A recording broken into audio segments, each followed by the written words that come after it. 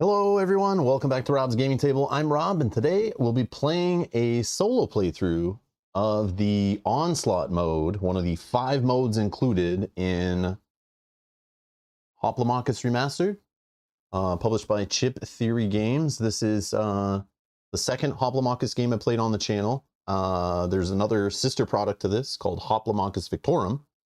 If you're looking for that solo product, it's solo only. There should be links in the video description in the playlist section if you're looking for other streams of this game. Also check the playlist descriptions down below. Hello. Happy Friday, everybody. Happy Friday. Hello, all my live viewers. Hello to you watching later. Hello. If you notice any goof ups rules-wise, you want to help other people learn from my mistakes, timestamp it down below as you're watching this, because some people may be watching and want to learn from the mistakes we make here. But we are playing live, so we do have some people in the chat who maybe know this game and maybe help us along. Maybe even the developers stop by, or the designers, and help us out with a few questions. But we should be okay for now. We have, again, the sister product, Hoplomachus Victorum, we have played on the channel, so I have many hours familiarizing myself with this type of game, but that was months ago. So we're back at it.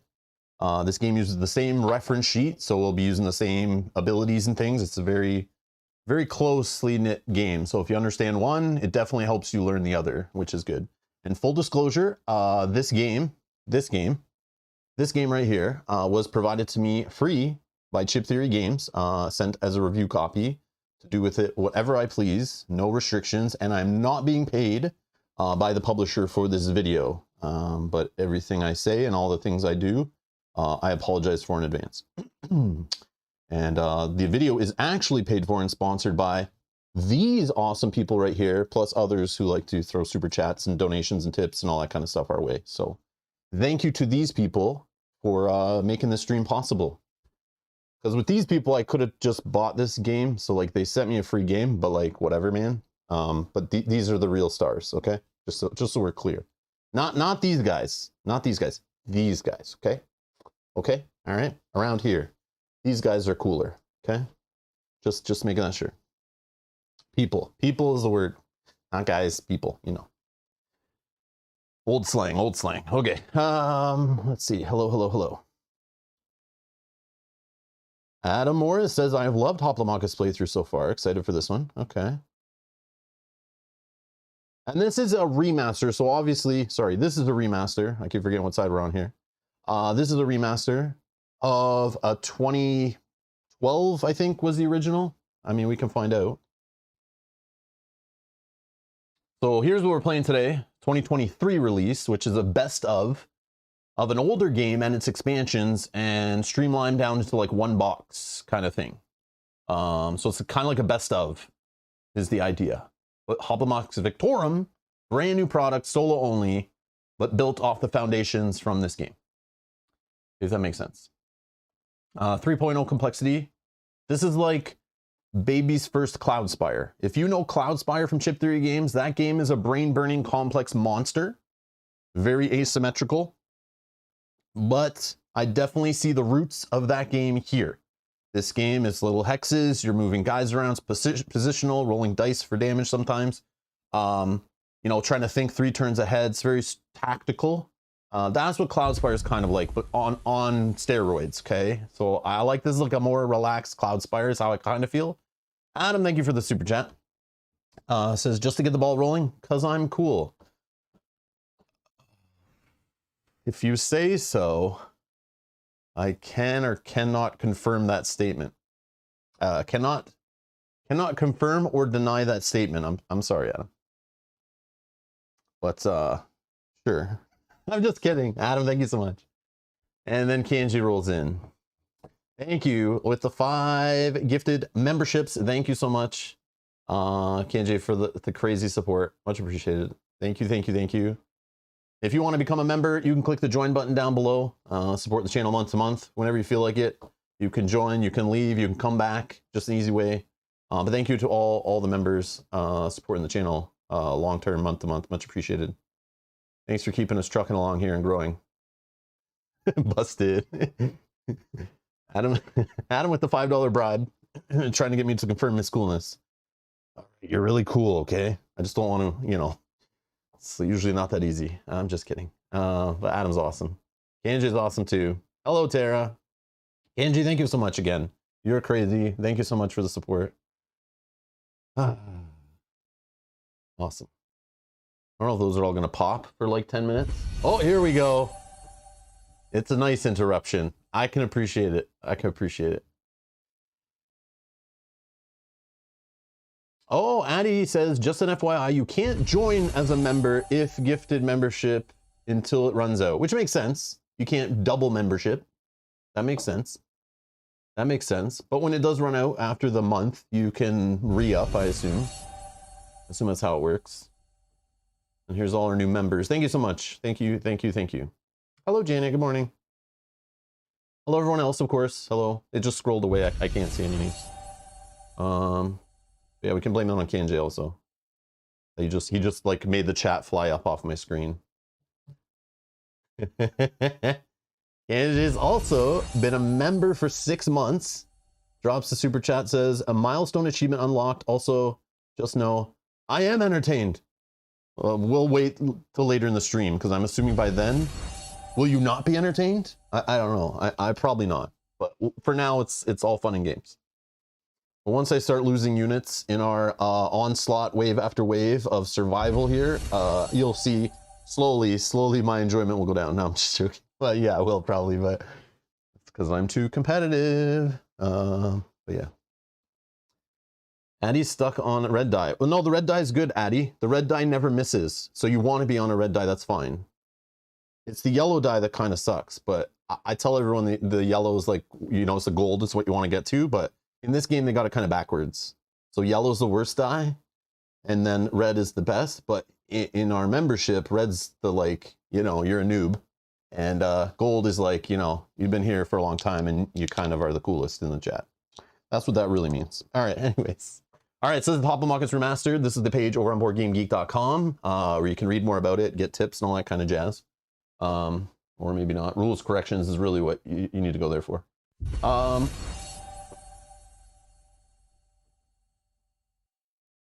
Yogi dropping the super chat. It's been a member for 6 months.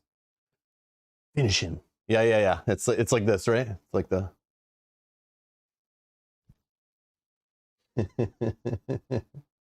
All right. So... Okay. Here is some of the bits from this game. If you want to see more of the bits, I unbox this game. Again, link in the video description to go to the playlists related to this game, all that jazz. I'm playing with the decked out dice tray, and we're going to use the, you know, one of the decked out premium bags here. Okay. This Hoplomachus puppet. Okay, just so we're clear. We're going to put some chips in there because we need a heavy duty bag for that. I also want to say thank you to the 19 people who've clicked the like button already. Much appreciated. We haven't even really got started, and I appreciate that. So thank you for clicking the like button. It does help the channel grow more than you know. Anyways, all right. So we have an arena here underneath all these chips. We are playing the Onslaught mode. We're going to play it solo. So when you buy this game, since it's a best of the old Hoplomachus, which was a bunch of boxes released over time, I'm sure kickstarted, and then expansions and all this jazz. Some of it solo, some of it co-op, some of it PvP. Reminds me a little bit of like Cloudspire. Cloudspire, you get Cloudspire, comes with tons of solo content, tons of cooperative content, tons of PvP content, right? 3 modes you can play it as. The same goes for this game. Like, Cloudspire is so, like, derivative of this game, it feels like to me. But in here, we have Onslaught mode, which we're going to be playing today. We have a skirmish mode, which I have played with Mel. We did play that. It's fun. Not my favorite, but it's fun, and it's cool it's there, and it is, like, the base mode of the game. But we're going to play this mode, which is solo or cooperative, and it happens on the Pozzoli arena. Pozzoli? I don't know how to say it. Pozzoli. Sure. Then there's skirmish mode, like I said. 2 players is competitive. You can play on either arena. So on the other side of this mat, there's a whole other arena. Stay tuned for another stream. We'll play on that other side, I assume. assuming enough people watch this video and care, we'll play more of the game. We are playing tomorrow. I'm going to play co-op with Mel. We'll probably play this mode. I scheduled it for this mode. I don't know if we'll have time to learn the other mode yet, so that might be next week. But we are playing another Hoplomachus stream tomorrow. I should have shouted that out right at the beginning. You can set a reminder for that already. It is in the playlist down in the video description.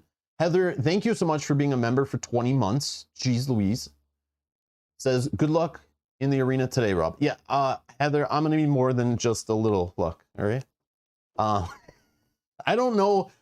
That reminds me. So I don't know what we're trying to achieve here today, and I'll talk about more about the mode. Like what our goal.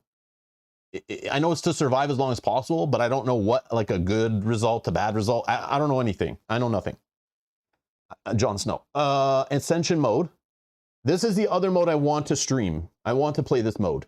So you can play this one solo or cooperative. It's on the other arena.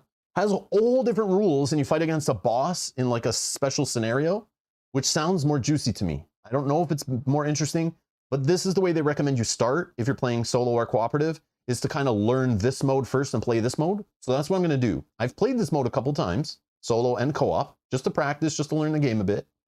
But today we're doing like we're taking it serious, okay? I played with probably half the factions already in this game.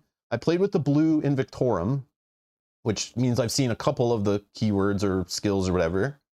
Mel's played with a bunch of the other ones. I've seen every single faction in this box in a game except for the light blue, the Atlanteans, I think. Yeah, Atlanteans. So I'm down to play whatever. We'll do like kind of a poll maybe, or a tournament. We'll try to eliminate them through polls and figure out what we're playing today after we talk about them a bit. So just an FYI, if you're new here and you're watching this later, yeah, we're not going to be playing for like another 3 hours as we set up, talk about the game and all that stuff, okay? Because that's what we do here, all right? So I don't want to hear any crap.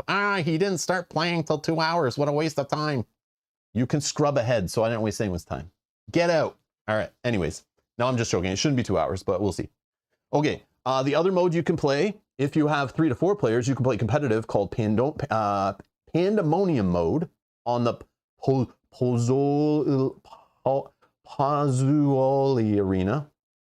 And then if you have 4 players, you can play competitive with 2v2. So this is like free for all, and this is 2v2 on the Pozzuoli, okay? The Ravioli arena, okay? So that's the 5 modes, right? So the 2 modes I care about are these ones, and this one kind of. Like, it's fun. This is fun. Quick setup. Takes a little while to play, but it's fun. I have fun playing this. I did. Do I want to stream it? Not really. These modes I'm more interested in. So we're gonna stream this one today and tomorrow, and then maybe next week we'll stream one of these. Probably co-op, but maybe solo. I don't know. We'll see. If people are watching, we'll maybe stream a couple playthroughs of these with different bosses. But that's the plan. If you don't see it in the playlist and you're watching this weeks later, I'm not going to play this, okay? If it's not there, nobody cared about these first streams, and I'm just not playing any more of it, okay? I got other stuff to play. But I'll probably play this off stream if, you know, if people don't care about this game at all, then I'll probably just skip this. Because there's probably videos out there with this stuff too, right? I'm assuming there's videos with this because this is like the intro way to play the Onslaught mode. So we're going to try that out. It is recommended to start with, so it should give you a good taste of the game, right? Okay. So yeah, if you want more people to watch this, share it online, click the like button, you know, that will help other people see it, just FYI. But yeah, we'll just leave it at that. Cause I don't want to play a game 100 times if like nobody cares, right? I'll play it 5 times, but not 100. All right. Okay. Anyways, the reference sheet is the same as Hoplomachus Victorum, like I said before. So there's the amount of skills in this game. That's the only reference sheet you really need, kind of. Again, you can have this reference on the back to help you with the turn order. I'll just leave this off to the side if we need to reference it. And then we have this for our immortals. So these are like our bosses we're going to face, and it's random. We're going to draw one at random, and we have to survive amount of waves. I don't know how many waves it'll be, but you draw one at random, and if you defeat that one, and your hero doesn't die, your primary hero, you get to go on to a new wave where you'll keep going with how many units are still alive. There are ways to get units back, There are ways to get your tactics back, which are little chips that you can play to like modify abilities and things like that and mess with your opponent. But these are our little bosses. So these are the immortals. There's 6 of them. We're going to fight one at random. If we survive that first wave, we'll draw a new one at random until we get through them all. I doubt that's possible, or it's got to be possible, I assume, if you get a little luck on your side, right? And your strategy's tight. But it also depends on, I would think, the order of the Titans you get, or the Immortals you get. Titans are completely different. That's for Ascension mode. That's these guys. So I might accidentally say Titans, but those are the bosses from the other mode. And that's a whole other solo or cooperative thing. Immortals are different. Immortals are different. Okay. So these Immortals, again, they move around. They're going to be annoying. They're like little bosses. They have little skills. We can't damage them directly. We can damage them by hitting them, which is weird. But when we do hit them with attacks, no damage goes through. But for the amount of damage that would go through, we will move up on this little track down here with crowd favor for each point of damage we would have done to the boss. And then we'll get little rewards as we hit these. So we can activate our main hero, which we normally can't put into play. We could return all the tactics chips we use. We get 4. Each faction has 4. As you use them, they leave play and they're discarded for the rest of the playthrough. But you could return them all if you can get enough crowd favor up to here. Okay? And again, hitting the boss doesn't do anything other than increase your crowd favor. The third reward we could get to is returning 2 of our units that have just been discarded or died previously. So you could have lost like 4 units in the first wave, and maybe in the second wave you can get up to this one, because every wave this track resets. It's crazy, okay? But if you can get to here, you can get 2 units of your choice back that have been discarded, okay? And then the fourth reward will be one of these random heroes that we choose, or not random, sorry, neutral heroes. I think you get to choose in this mode. I know some of the modes it's random, some of the modes you choose. I'll check in a sec. But we do get one of these. We get to place here, and we could have a second hero that we can use. If he gets discarded, we can return him back with this in the future, okay? But there's like a balancing act, because there's going to be arena units in play, okay? And the Immortal, and there's a certain limit to the arenas. In solo, it's 2 arena units can be on the board, and these units can work with the Immortal. They could kind of just be annoying, but we have to defeat arena units to remove health from the Immortal. For every arena unit we defeat, we remove 1 health from the Immortal. And these little 2 hexes, these stone hexes in the center, if we have a unit or 2 on these arena hexes at the start of our turn, we'll remove a health for each unit we have on one of these hexes. So the only ways to remove health from the boss, the Immortal, for the wave, and that is how you end the wave, is by defeating the Immortal, is by having dudes on the stone hexes, or by eliminating arena units, which will keep spawning over and over again until they hit their limit, and then as you defeat them, more will spawn. Okay? It's a little weird that you can't, the boss is immortal, it makes sense, right? But you want to hit the boss, so there's a balancing act. There's a balancing act. So depending on the abilities of said immortal, it may be a good idea or not to try to get onto hexes to remove health. It may be a better or equal or worse idea to defeat arena units, depending on which ones are in play. You might want to target different ones, and these are drawn randomly. And when you defeat them, they go back into the bag. So you could draw the same one over and over and over. Could be really annoying. Okay. So we want to remove health, stone hexes, defeating arena units, but also the balancing act of, do we want to get crowd favor? Because that will help us in the long run. So we need to play this little game of like, what do we prioritize? And there's so many decision points that it's going to drive you nuts. But I love that kind of stuff. So that's what we're going to do today. And feel free to play along. Feel free to throw out suggestions. Okay, if you know the game. But you guys are going to help me decide which faction we're going to play with. And we're going to do our best. We don't know what immortal is going to show up. So let's say we play through it and we make it through 2 immortals. Okay, we might see, this immortal and this immortal, in that order. But next time we play, Maybe we see this guy come out first and this guy. And your strategy changes because these guys have little abilities and they attack different and they work with the arena units in different ways. And different arena units will show up, right? So there's one that I played, this guy. He like works with the beasts. So the more beasts, including your units, you have out, the more powerful he is and stuff. But if he doesn't show up, then you gotta prioritize things a little different. So we're gonna see that here. So we like, I don't know what faction to pick. I don't know who is gonna show up in this playthrough. I don't know who's gonna show up from over here in this playthrough, okay? I don't know who's gonna die in my troop early and who's gonna be able to survive. I don't know what hero will be the best. I don't know what tactics will be the best.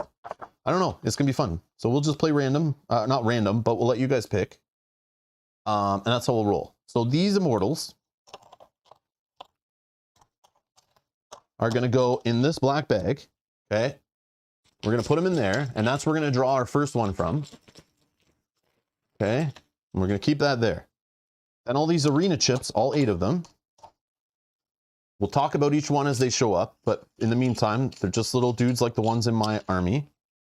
And we're going to throw them in here. And they're going to be drawn from here. And when they get defeated, they go back in this bag. Okay? And we're going to see how many waves we can survive. Red are my health chips. Blue are the enemy's health chips, including the arena troop, which are allied with the immortal troop, which the immortal troop is just the immortal. But they will all use the blue. So that's how we'll tell the enemy from our friendlies. Okay, let me just check. Where is it?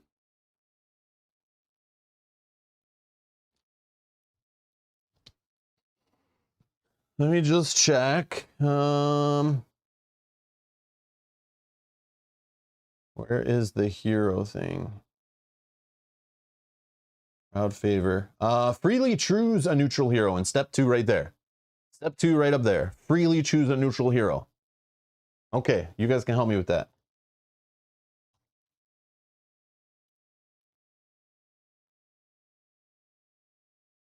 Does anyone here play this game?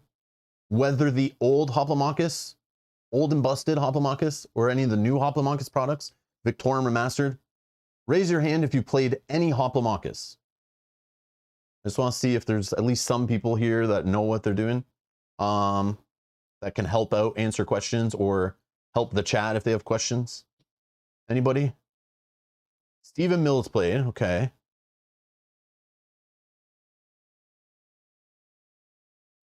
Okay. So I'm going to explain my best. Okay, Tara hasn't played Victorum yet, but has it. Hemi's played Victorum. Emil's played Victorum. Okay, if you play Victorum, like you'll know what's going on here. Like you'll understand like the abilities and all that stuff. So again, it's the exact same reference sheet.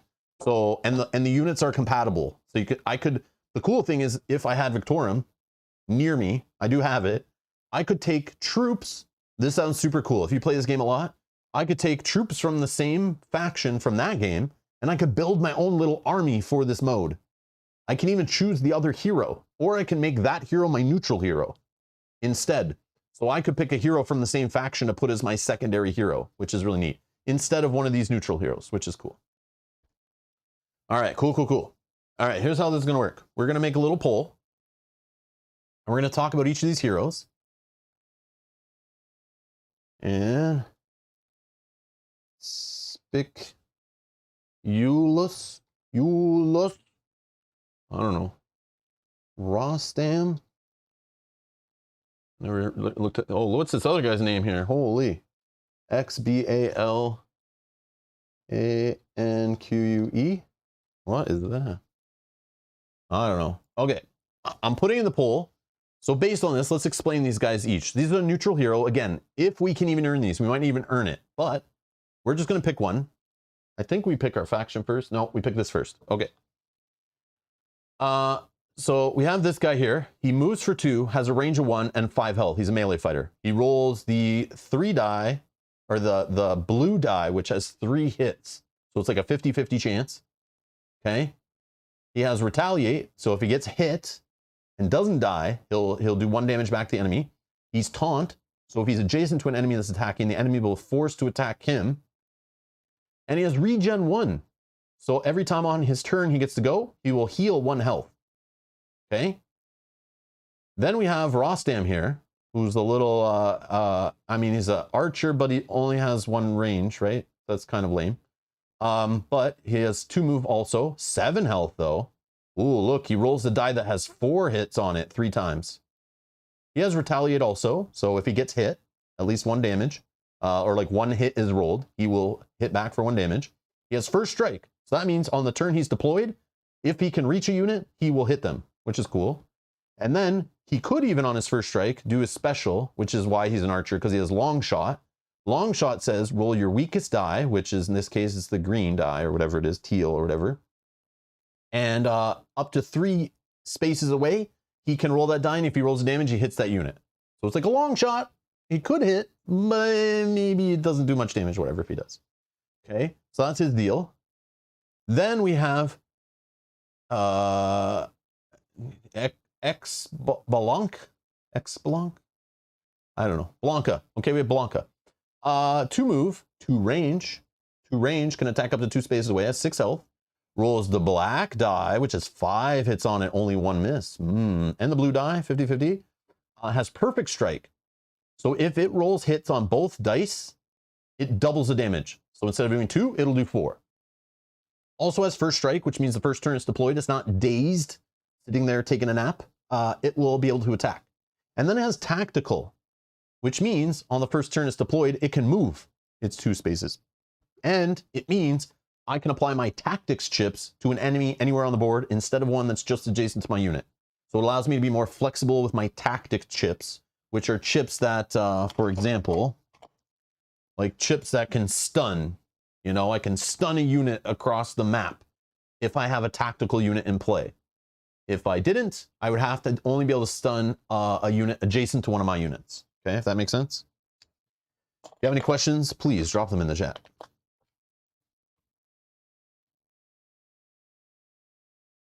Oh, Anthridge says it's Sabalanque. Sabalanque?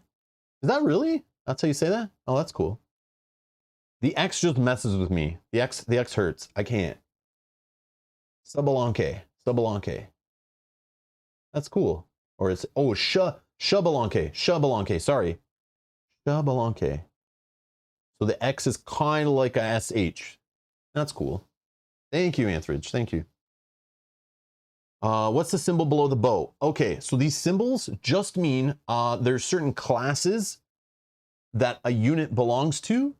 So there's like, this is tactician, and all that really means, it's there's kind of like a keyword.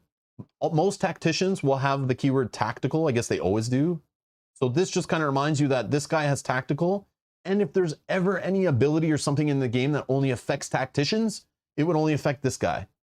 And this is like, I don't know the exact naming of them. There's archer. This guy's like, you know, the warrior, like a melee. And this is like a defensive guy, like a tank.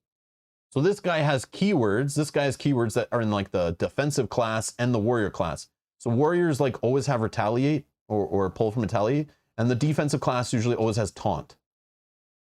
So that's all that means. And this guy has the archer thing, which usually means they have some range. This guy has junk range. But he has long shot, which comes from the archer class. And then he has retaliate from the warrior class. That's all that's there for, that I think. Maybe there's some other things that like matter later, like all warriors need to like, you know, some ability on a bad guy that will affect them all. I think there was stuff in Victorium that affected that more. Hopefully that makes sense. Oh,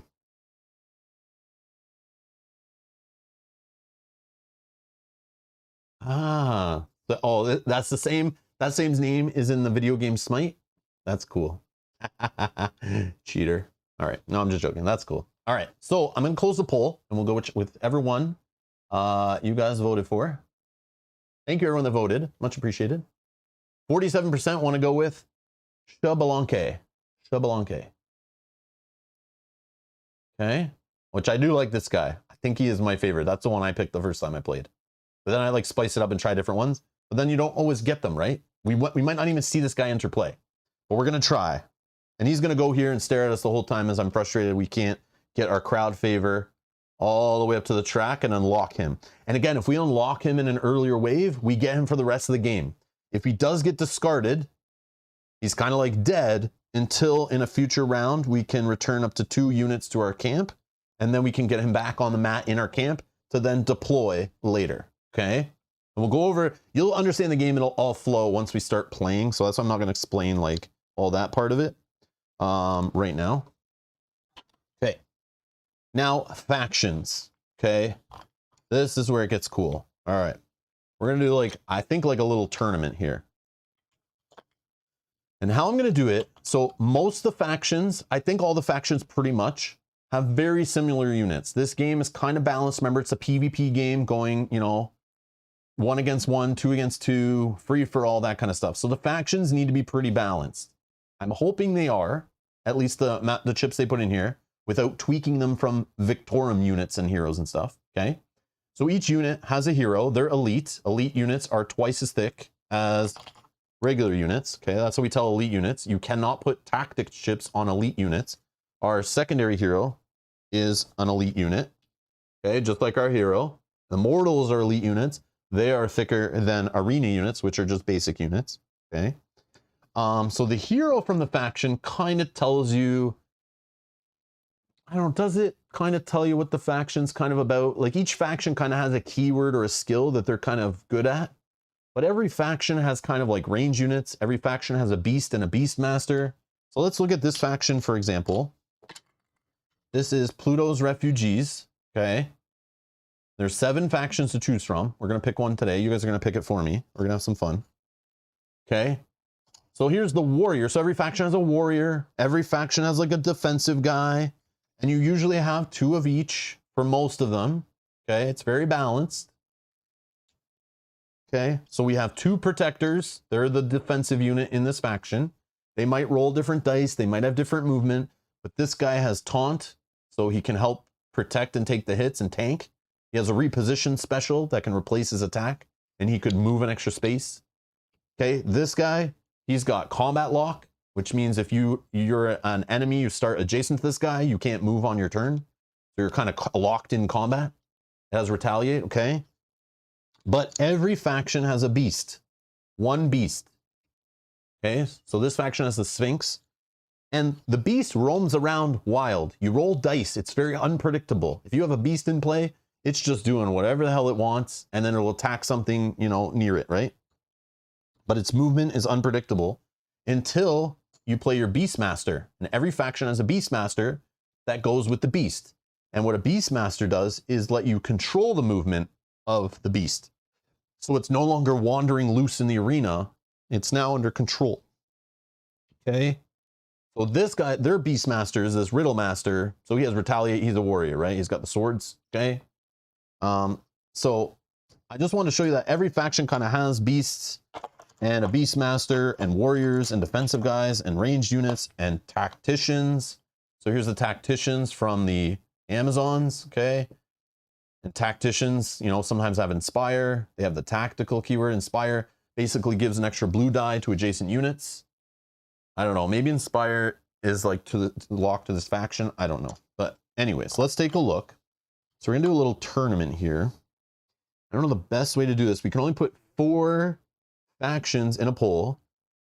But I say, let's do it like this. Let's do it. Here, let's do a random. Yeah, let's do it random. Let's have some fun. Okay, so I have all, do I not have all 7? Where's the other guy? The orange, I have green, brown. Okay.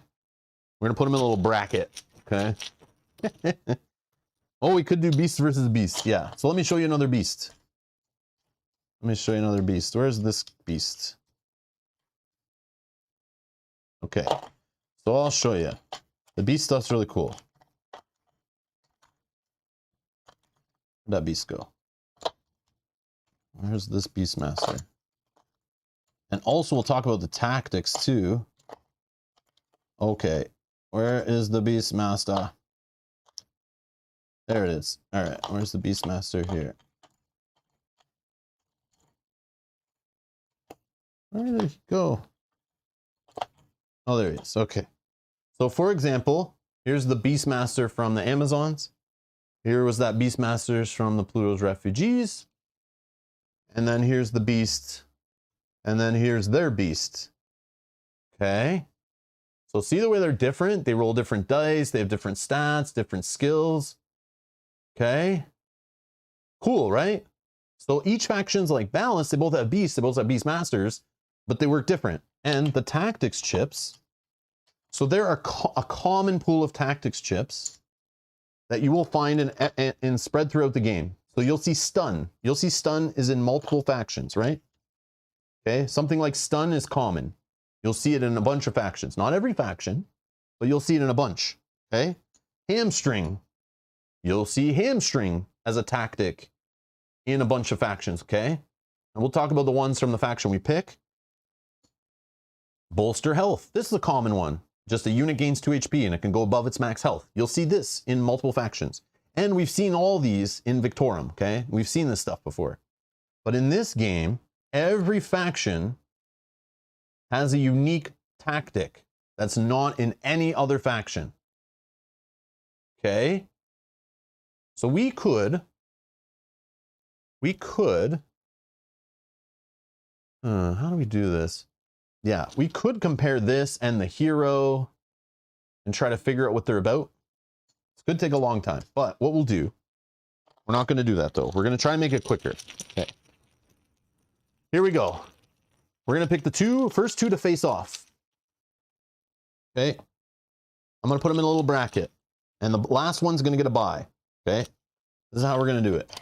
Okay. We're going to create like a little bracket here.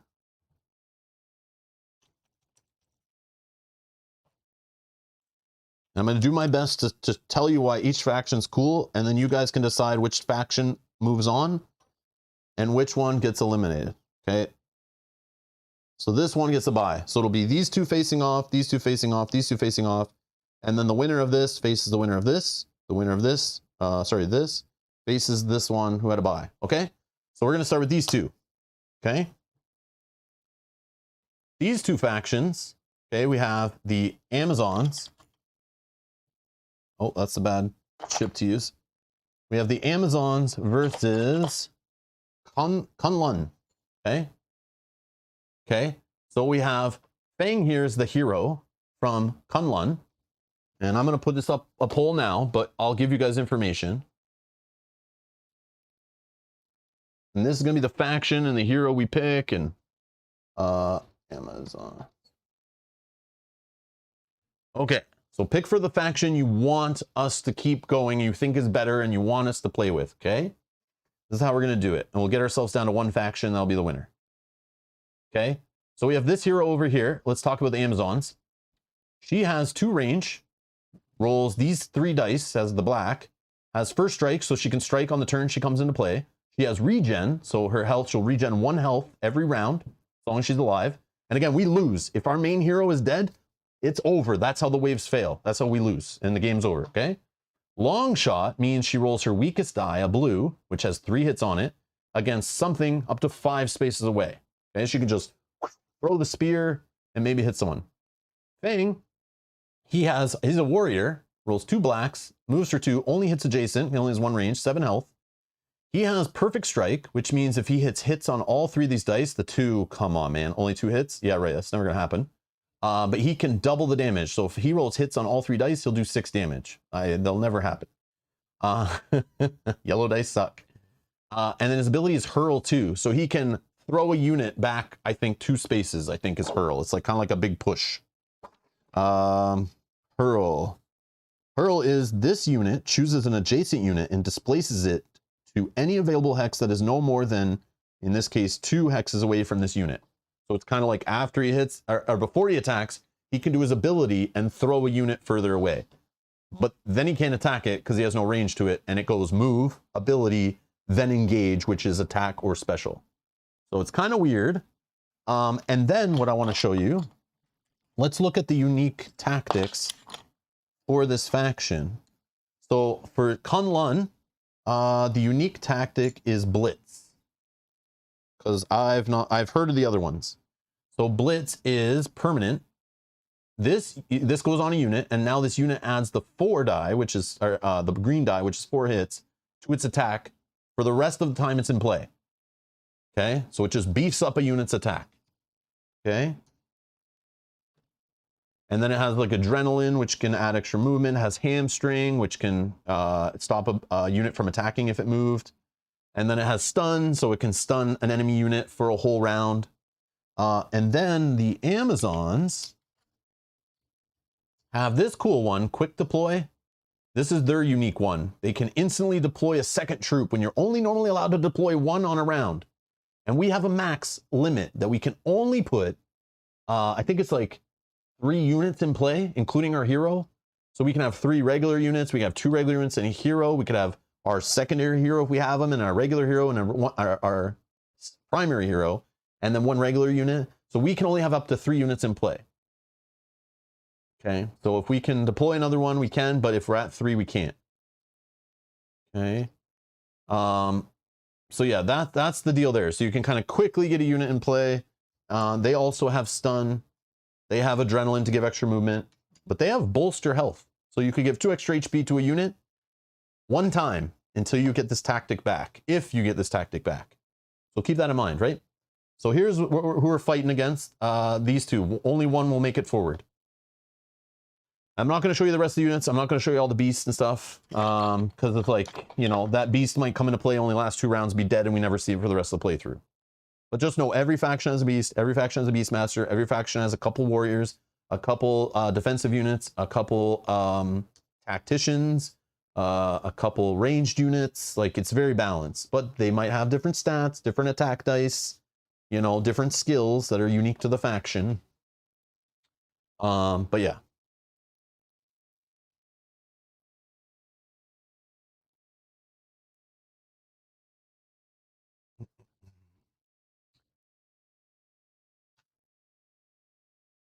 Yeah, I'm not sure how this combat works compared to old Hoplomachus. I've never played the original Hoplomachus. I've only played Origins and now Remastered.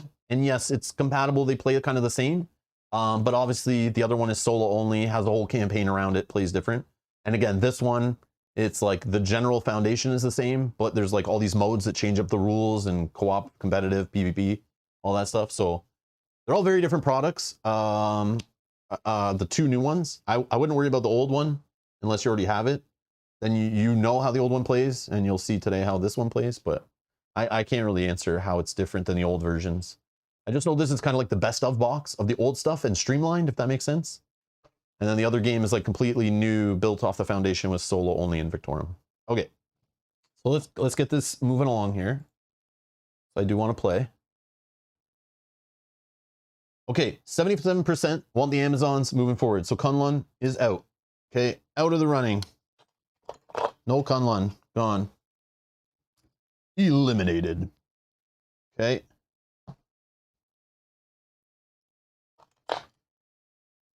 All right. Now we'll fight these 2. So we have the Atlanteans, okay, versus the new Argonauts. Okay, I'll put the poll up, and then we'll talk about them for a sec, or 10 or more.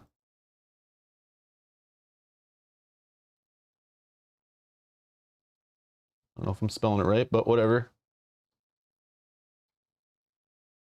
New Argos. All right. Okay. All right. So the hero from the Atlanteans has these 2 attack dice, the 5s. It's melee, like a warrior, so it's got like a range of 1, so only adjacent. Has retaliate to hit back, again, tied to the warrior trait. Has deflect, which deflect, I believe, is it can only be attacked and damaged once in the round. This unit cannot be targeted by attacks if it has already been dealt damage from an attack this turn. So it can be damaged by other abilities and things that are not attacks, but it can't be targeted by an attack twice in the same round. She's 7 health, and she has Hook, which Hook basically is, we've seen Hook when we played Victorum, because we played with the Atlanteans. It's basically like Scorpion from Mortal Kombat. If they're up to 2 spaces away, I think, you are exactly 2 spaces away, you can pull the unit adjacent to you, and then you can attack it. So even though she's not ranged, she might be able to pull a unit to her that she can't reach normally, and then hit it. And with 2 black dice means you're going to see the 2 hits quite often because there's only 1 miss on those dice. Okay. And then we have this hero here, Varus. I should be saying the names, but whatever. I'm not going to because I can't pronounce them all. He has 2 move. He's like a defensive unit. 1 health. And remember, we're playing like an Onslaught mode. We're trying to last a whole bunch of waves. And if we can defeat all 6 immortals, we are like godlike, you know? But depending on your hero, it might be, a hero might even be better for the longer modes or not, you know? I don't know. Like certain heroes might be better in certain modes against certain factions. I don't know. But this guy is regen 1. So he'll regen 1 health every round. He rolls all these dice, 4 dice, but 2 of them are kind of sucky.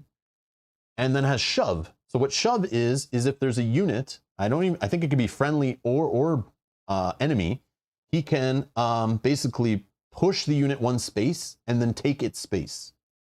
So he can like kind of get through the crowd or get to where he needs to get, or push a unit away from another unit he's trying to protect. And then he has taunt, so an adjacent unit has to attack him. Okay, so he's more of the defensive kind of unit, and the other one's a warrior. And then let's check out their tactics. So poised makes a unit no longer dazed. So you can deploy a unit, throw this on them, and use them in the same turn you deploy them. Bolster health gets the 2 HP. Hamstring we've already seen. And adrenaline we've already seen. Okay, those are the common ones. Okay. And then for the new Argonauts, they also have adrenaline, hamstring, and bolster health. So all the same, but their unique one is dodge. It's temporary. So this unit ignores all damage it's dealt until the start of its next turn. So that means any damage from attacks, from abilities, from the arena being annoying, whatever, anything. It just is safe for a round pretty much. Okay. That's very defensive, right? Like it goes with the hero, goes with the class. Okay. Kind of cool, right? So let's close the poll on that one. Get your votes in. I'll wait a couple seconds. I know there's a delay, so I'll wait a sec. Let's see. Oh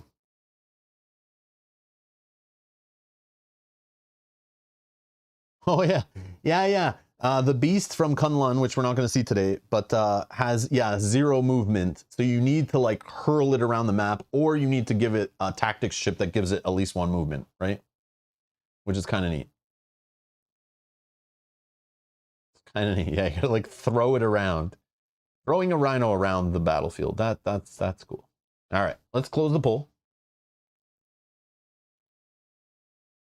61% voted for the new Argonauts to move on. Okay. So the Atlanteans, sorry, no play for you today. You've been eliminated. You've been voted out of the arena. Okay, I'm going to need start putting these in trays.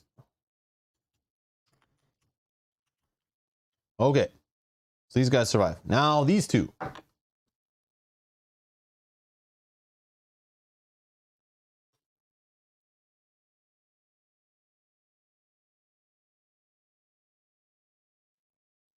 Okay, so we have the Lemosians.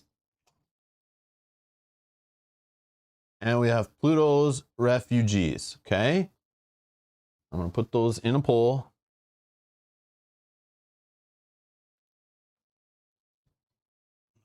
Save it.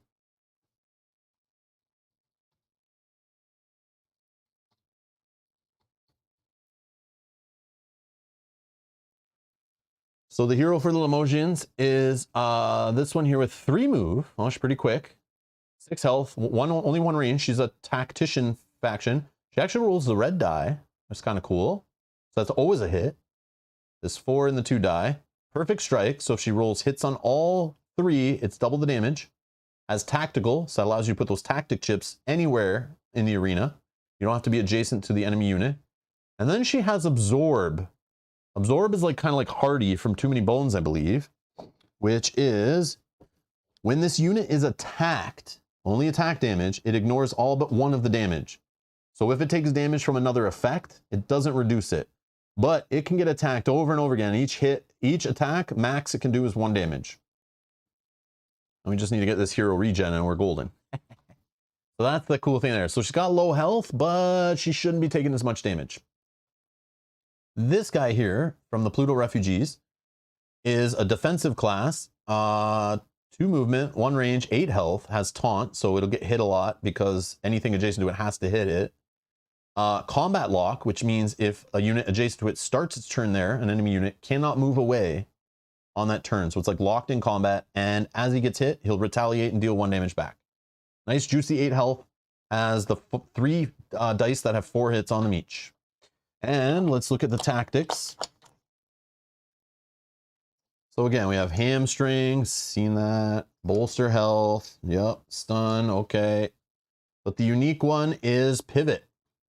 This unit re-rolls the strongest die that misses on each of its attack rolls. So for example, if this guy rolled, okay, again, this can't work on him, but just for an example, because he's elite, he can't take tactics, but obviously it's whatever green die misses, you can re-roll. It's just 1 die. But if she was using it, for example, and she wouldn't miss on the red, but let's say she hit on the green but missed on the yellow, that would be the strongest die that missed. She get to re-roll the yellow, you know, that kind of thing. But obviously the units have different colors and things. Okay, and then we have the Limosions. We have hamstring, stun, adrenaline, and the unique is crowd assistance. This unit is dealt 1 damage. Cool way you can just finish a unit off. You know, add a damage to it just to, you know, get that extra hits in. Just a free damage. And again, if you have a tactician in play with tactical, you can hit any enemy unit anywhere on the map. Otherwise, they have to be adjacent. Okay? That's the deal with these guys. So which one will survive? Which one will survive? Close the poll.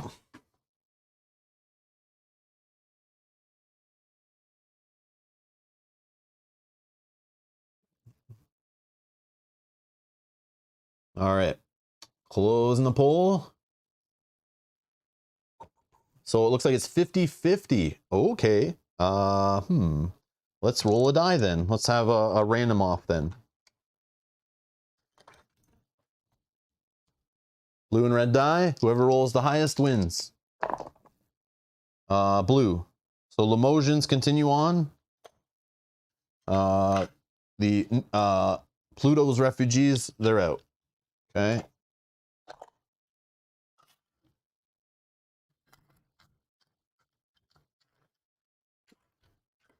Okay. So now we're gonna fight these two.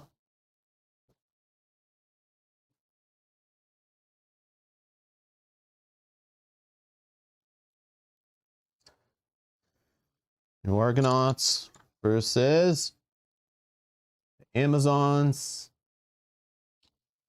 Okay.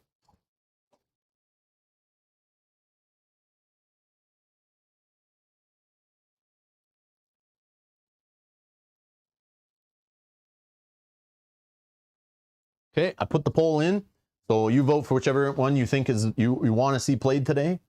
So again, this hero here, they have first strike, attack right away, has 2 range, rolls these dice, long shot, so it could roll a blue on something up to 5 range away. And then here we got this guy, he's a defensive guy, rolls all these dice, but has to be adjacent, 6 health, has taunt, regen, so it can regen every round, and can shove units around the map. Hello, everyone that's just rolling in. Hello, hello, hello, hello. Those who are stopping by, hello. All right. Okay. We already talked about them more. I guess we can show again the unique. So the Amazons are the quick deploy. So that's this green faction, and the new Argos are the dodge, a defensive. Okay. Gonna close the poll. Thank you everyone that voted. 64% want the Amazons to keep going. All right, no problem, no problem. Whoa. All right, new Argos, you're out. Get out. Okay. And then we have these two. So we haven't seen this faction before yet today. I don't know the best way.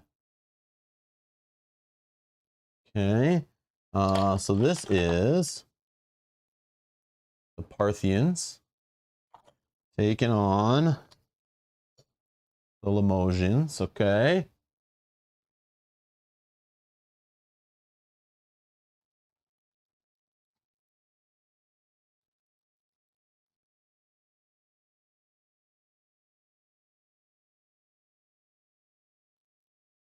So this faction I know has the Fury Aura. Fury Aura is on a few of their units, I think. We've seen this before. It's this unit deals 1 damage to opponent within number of hexes. So again, the unit will move, then it does abilities, anything with an A, and then gets to attack. So this guy could just deal a straight damage, just like take a health away without trying to roll dice and could miss. That's what Fury Aura is. Okay, that's the Parthians. And then we've seen the Limoges before. She's got Absorb. Okay, so she can, like, you know, take some hits. But dodge, actually, dodge is important. Basically on dodge, any of the 3 highest dice, so the red, the black, and the green, if any unit is attacking a unit with dodge, it will roll blue instead of those dice, which is the die that's 50-50. So it kind of weakens the odds it gets hit. Still could get hit. It doesn't reduce the amount of dice, just reduces the quality of dice. So it's very interesting. And then the Parthians have Hamstring, Bolster Health, Stun. We've all seen this stuff. But their unique one is Distracted. Kind of goes with the whole dodge idea. It makes permanently, I can put this on a unit, a non-elite unit in play, and replace all its attacks with just 3 yellows, which are only 2 hits on each die. 2 possibilities of hits. So it really weakens the unit. Unless you put it on a unit that maybe only rolled like 1 die, and then it's like maybe you kind of like make it so you could get hit more. But again, it's yellow dice suck. Really cool. And then remember, Limoges have the unique crowd assistance, where just you deal 1 damage straight up to a unit. Okay. So yeah, feel free to vote in the chat, or in the poll that's in the chat, and then we'll whatever one wins gets to move on and go against the Amazons in our final bout. And then that will be the faction we will play today, and try to see how many waves we can survive against the Immortals and their arena unit buddies. All right, closing the poll. Limoges, 55%. Okay. No one wants to see the Parthians. They're out. Get out. Actually, let me just leave them there. Okay. And again, normally when you play, you'd be looking through all the factions units, kind of seeing their values, what they do, what the beast is like, what the Beastmaster is like. I just figured this way is quicker, but just showing you, like, could be a lot of thought. Or you could put them all in a bag and just draw one random even, like you do however you want, or play a faction you haven't played before, or play the same one, see if you can do better this time, you know? Lots of options is what I'm trying to get across here. So we have the Amazons versus the Limoges, if I'm spelling that right.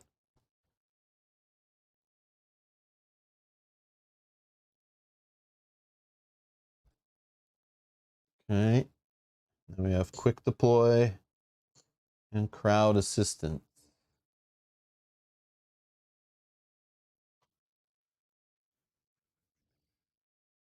So feel free to vote which one you want to see played today.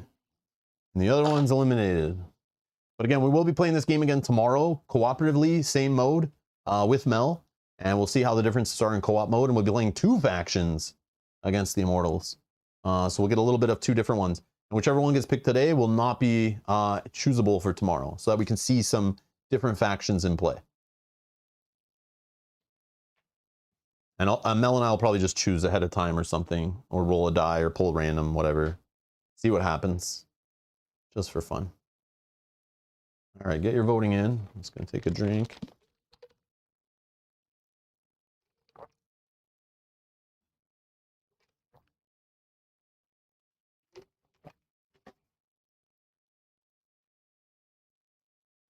Yeah, there's some cool stuff, Michael, about each faction and each unit. You're like, man, I like this keyword, but then it's like, I like the stats of this one.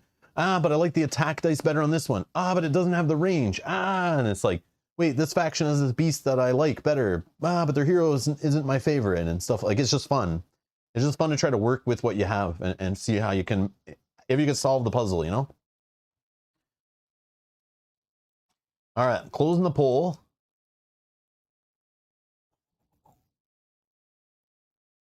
Poll ended. Perfect. Amazons are the play today. All right, cool beans. Amazons are the play.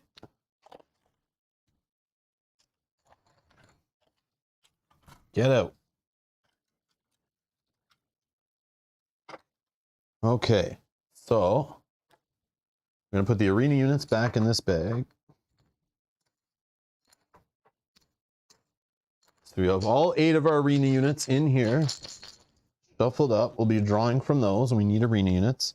We have in here all of our immortals, all 6. We'll see how many we see today. It depends how many waves we can survive. Our tactics chips are all available to us. Let me throw these over here. This thing is over here. Let's just throw this up here. It's not on the track yet. It's our little red crowd favor tracker. Our hero starts inactive. So we're going to flip her over to her inactive side. And there's a cool shot of some cool art if I can get it to focus. There it goes. Cool, right? Our hero we'll just put inactive sitting up here, having a snooze. And then, so let's take a look at our faction. So here is our ranged unit, the Tomahawk Striker.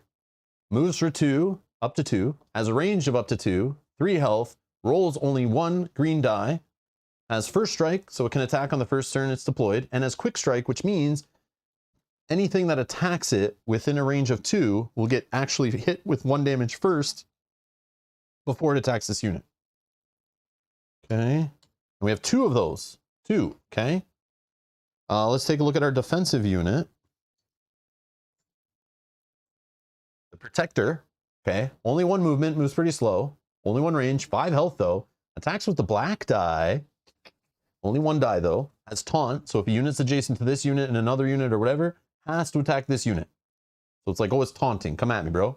And then we have a special, which can replace your attack, where it has reposition, where it can move another space. So this thing could just sit there with its shield up, kind of moving around the battlefield instead of being offensive. Here's our warrior. We have 2 copies of our warrior.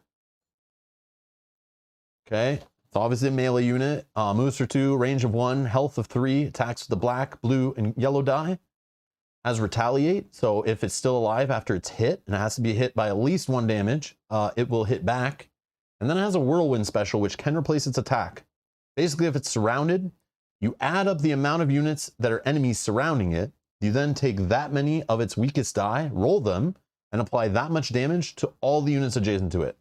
So it like just spins around swinging its axe and maybe hits things. The yellow dice suck, but I mean, maybe you get a nice big juicy attack hitting everyone beside you and can get a lot of damage, or maybe it's a big whiff and you should have just used its regular attack instead.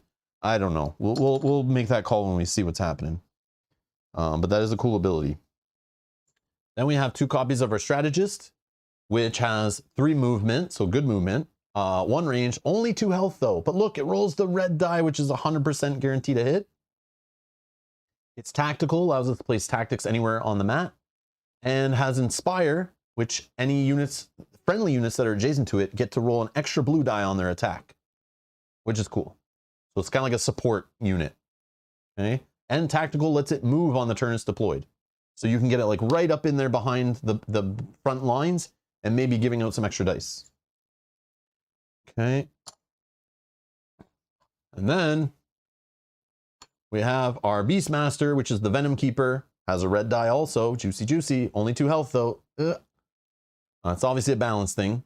It has tactical also, and the Beastmaster allows it to control the beast, so it's not roaming around the map. But the beast, the giant adder, is our beast and has dodge. So again, any black, red, or green dice turn into blues when the enemy is attacking it, so it has a better chance of dodging hits, if that makes sense. And against the beast type, which could come into play. All right.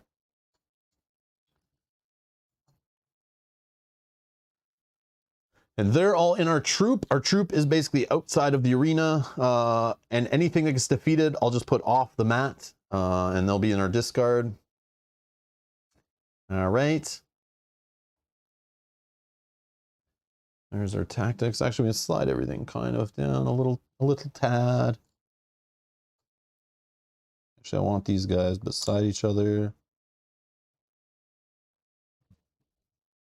Okay.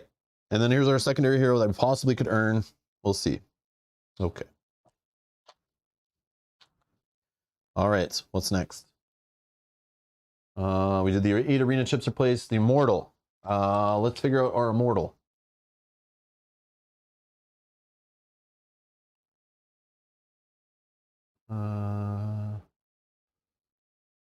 Seeing if there's any other rules, things I should mention. So again, there can only be one immortal in combat at a time. When the immortal is defeated, we move on to the next round and we kind of reset, except for anything that we've discarded stays discarded. Okay. We instant lose anytime our main hero is defeated. So this hero, if it's defeated ever, we lose instantly. This hero is a secondary hero. We don't lose if it gets defeated. Okay. But we don't have it yet.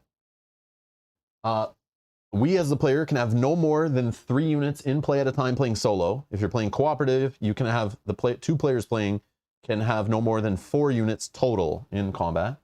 Arena units, these guys, can have no more than 2 units in combat at a time for solo. Okay.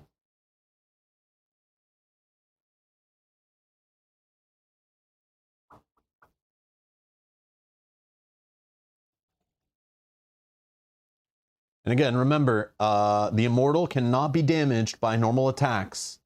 Again, it says right there, only when you defeat the immortal's allies, you remove a health, or if you occupy either of these stone hexes at the start of your turn, okay? Oh yeah, the priority list, this is important. We need to know this priority list. So opponents, the AI, very simple, kind of straightforward. I like it, it just flows. They basically, any enemy unit is focused on trying to go after opponents on the stone hexes first. If there is none that it can reach, it will try to look for a hero it can reach, the closest one. If it can't, it looks for the strongest unit, which is the one with the most health on it still. It will go after the strongest unit it can reach. If it can't reach any of these 3 things, it just tries to move closer to whichever one is higher priority on the map, okay? And yeah, the immortal will start the mortal turn, and how the mortal engages, we'll talk about that when it happens. And we'll worry about resetting for the waves when that happens. But it does talk about defeated units here. If our primary unit is defeated, primary hero is defeated, we lose. When our units are defeated, they're just discarded. When an arena unit is defeated, it's returned to the draw bag. And when an immortal is defeated, we end the wave and we put their head on a spike, and it's now a trophy. To forfeit during the deployment step on our turn. If we have no units in combat and we have no units left to deploy, so we've run out of units, we lose. And again, we can't deploy our hero when they're inactive, so we'd lose at that point if we had nothing to put into play. Okay? All right, let's find out our first immortal. Okay? First immortal. Please be a very soft, easy one to beat and fight, and maybe we can farm crowd favor on.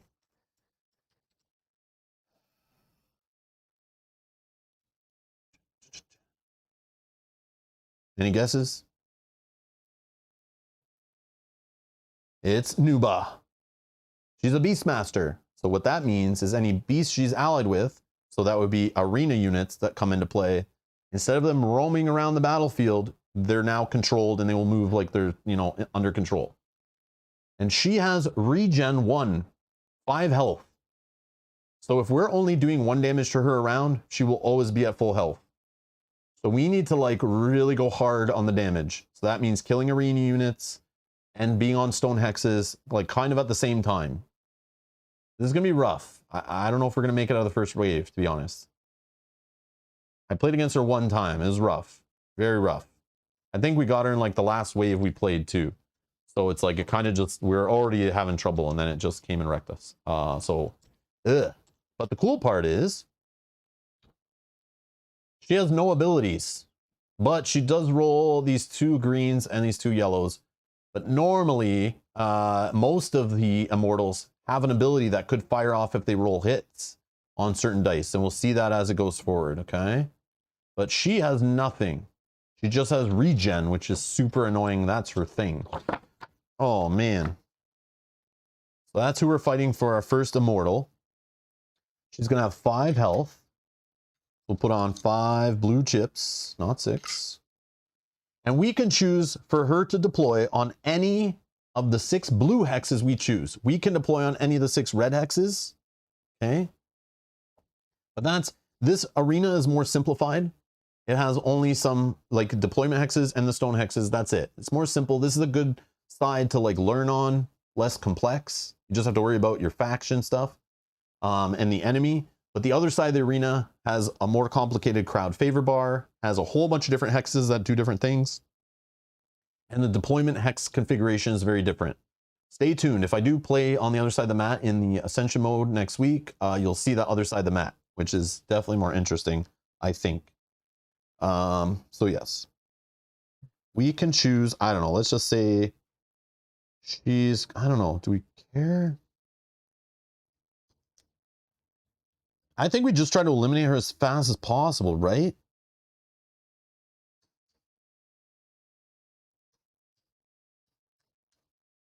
Oh. Ryan Van Beek says, someone has to root for the bad guy, so I'm rooting for Nuba. Oh, okay. You're picking the, obviously the favored side here. All right. Hey, Minion, it was K&J who gifted you the sub. Or the membership, I should say. Membership on this video site. All right.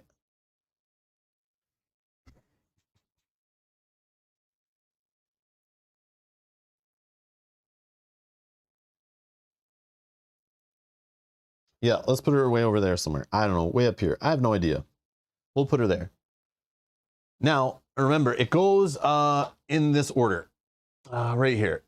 So in Onslaught mode, the Immortal goes first, deploys, okay? So we just deployed. When a unit is deployed, it is dazed. It doesn't do anything on its turn unless it has tactical and it can move, or has innates that are kind of in play. But for now, doesn't do anything, okay? So no movement, no abilities, no engage, okay? Then on to the player turn, okay? We'll check stone hexes. We don't have anyone on stone hexes, so no health is removed from our Immortal, okay? Then we can deploy a single unit. Then we can place tactics if we want. Then we can move. Then we do abilities. Then we engage where we fight or use our special. Then it goes to the arena turn where the arena units will deploy if they are not at their limit. Movement, abilities, engage, and then right back around to the top. Okay, so there's the priority reminder for the rival units. Okay, so we'll just have this off to the side to remind us if we need, but I think I'm good. And then we got our reference sheet ready to go. All right. So now we can deploy. I don't know what to do. I don't know what to do.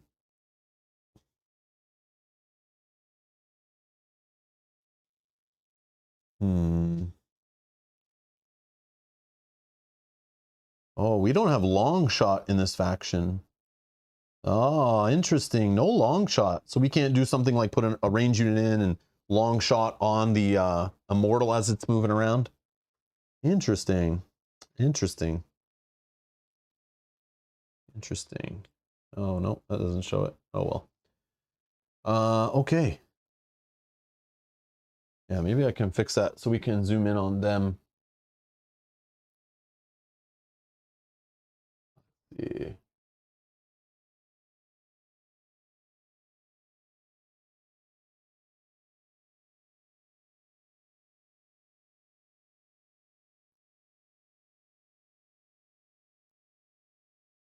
Okay.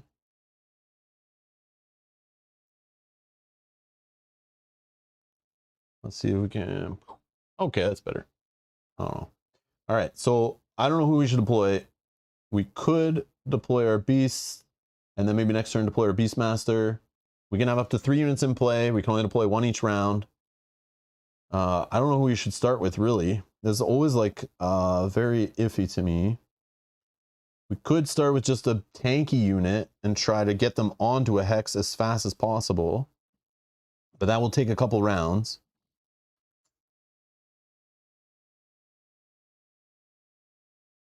I don't know. Any suggestions? This is crazy. And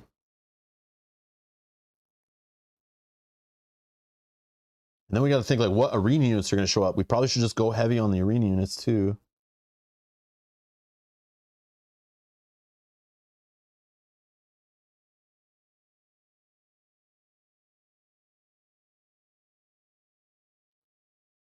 Yeah, maybe we go slow. It's so you deal 1 damage to the boss, like health gets removed for being on 1 stone pillar. If you're on both, it's 2 damage, like 1 for each pillar. So if we can get on both, then we'll be doing 2 damage a turn to the boss, plus any allies we defeat, any arena units. For every one we defeat, we remove another health. So yes, occupying both hexes against this immortal, very important. Very important.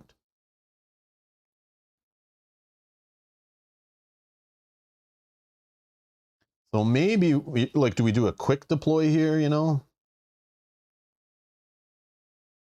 Yeah, let's do that. Let's do this. Okay, I think I have an idea. So let's go with the defensive unit, 5 health. This could be bad, but we're gonna do it. We're just trying to win as quick as possible against her because of her regen, right? We need to really get the damage output going. Or we could do a play where we wait till there's like, you know, at least 2 arena units out, we soften them up, and then try to finish them on the same round while we're on hexes, and that's like 4 damage. She needs 5 though. I don't know.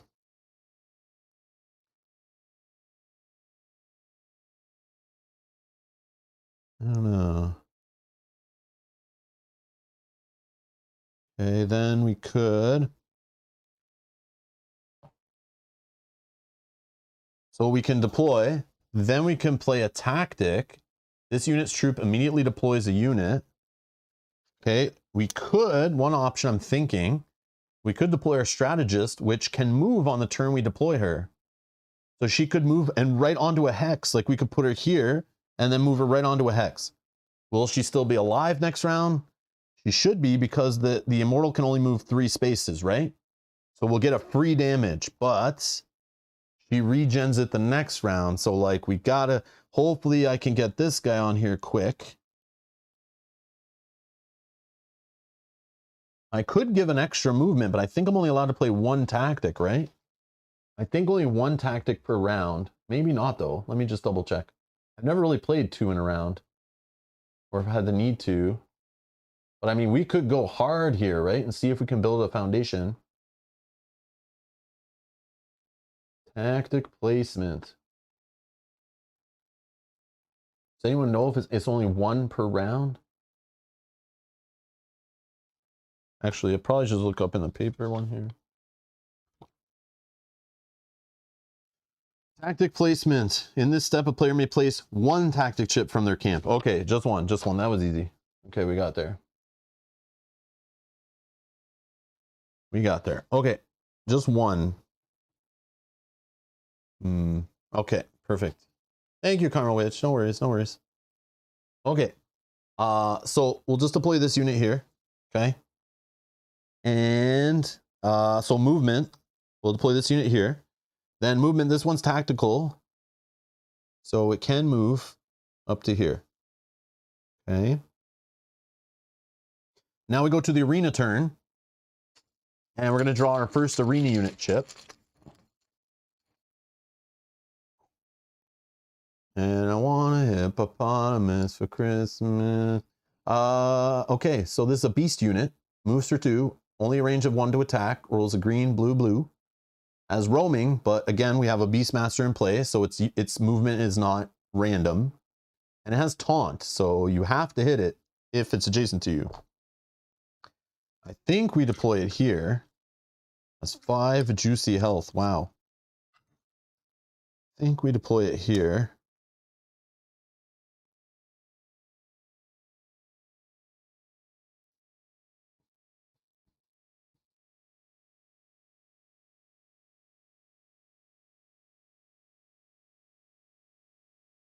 Hmm.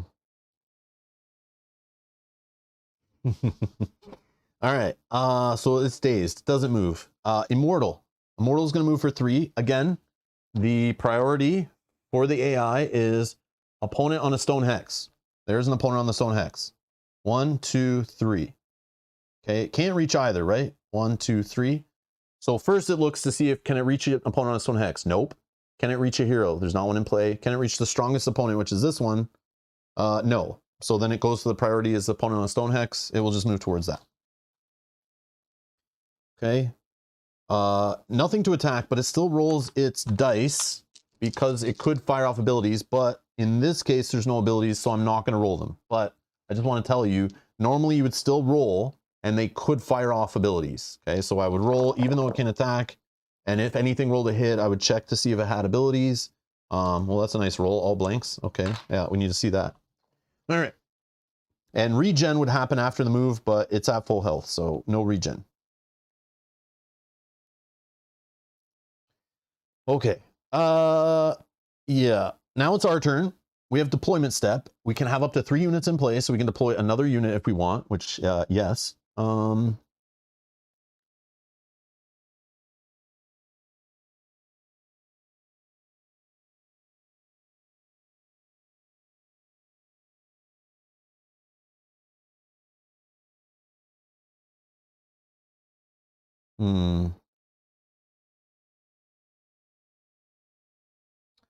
Let's go with, oh man. I'm debating a warrior for some good damage output. But I'm also debating like another protector to maybe get in here. I don't know. I also want to give an extra movement to somebody.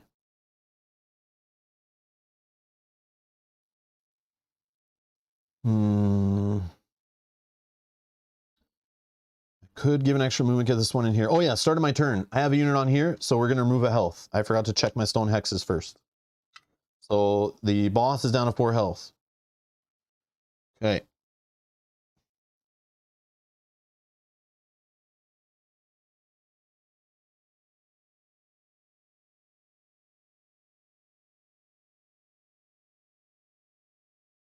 Yeah. Let's go with another protector, I think.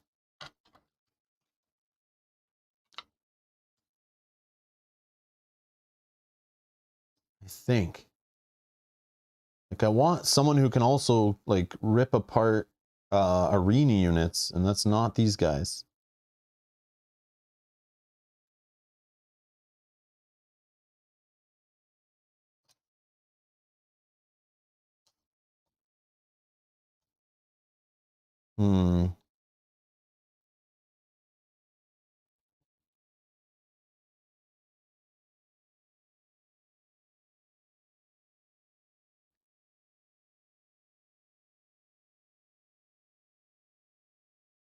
Yeah, let's do it. All right, I'm gonna give an extra movement to this guy. So he has permanent 1 extra movement for my tactics ship placement. And then he's gonna go move for 2 and then use reposition to go on the stone hex.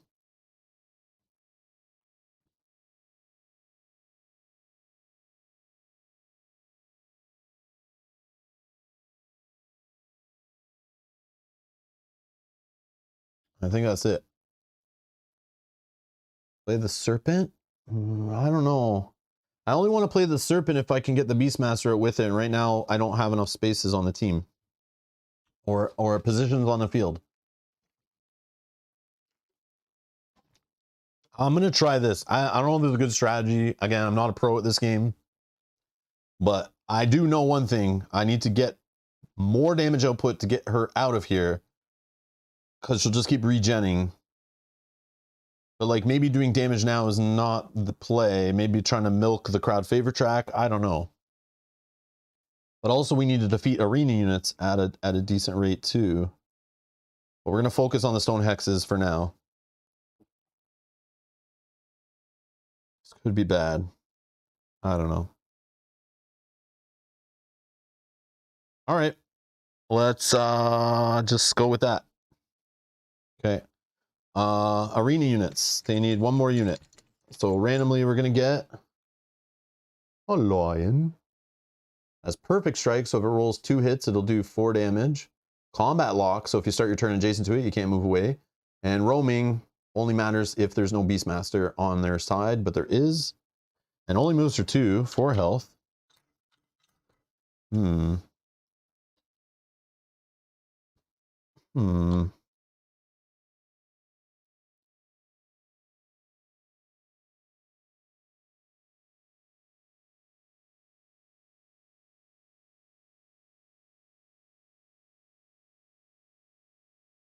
Yeah, I do want to have the tactician step off once I get another unit up in there. And the tactician I want to be buffing these guys up. That's my theory. But I worry that there's this not like they're not going to survive that long. We'll see. I do have a way to give 2 health to like this guy if he's getting smashed, but that's my theory. And I'm purposely putting these up here so they'll go after this guy first and not her. Or sorry, go after this lady first. Amazons are all women, right? yeah. It's yeah. All right. Anyways, yeah.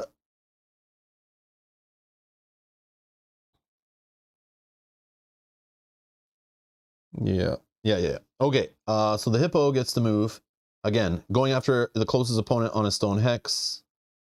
Yeah, we'll just go like this. Okay.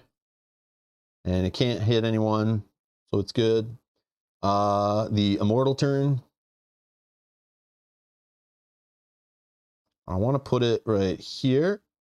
And she's going to go after opponent on a stone hex. It's a tie. I'll say this one. I don't think it goes to strongest unit to break ties or anything. I think it just looks for its priorities. So it has 2 units on stone hexes that are equal distance away. So I can choose. I'll choose here and say it's attacking this one. I think that's how that works. Oh, it's taunt anyway. It's taunt. So it has to attack that one. That helps with that. Okay, so we're going to roll 2 green, 2 yellow.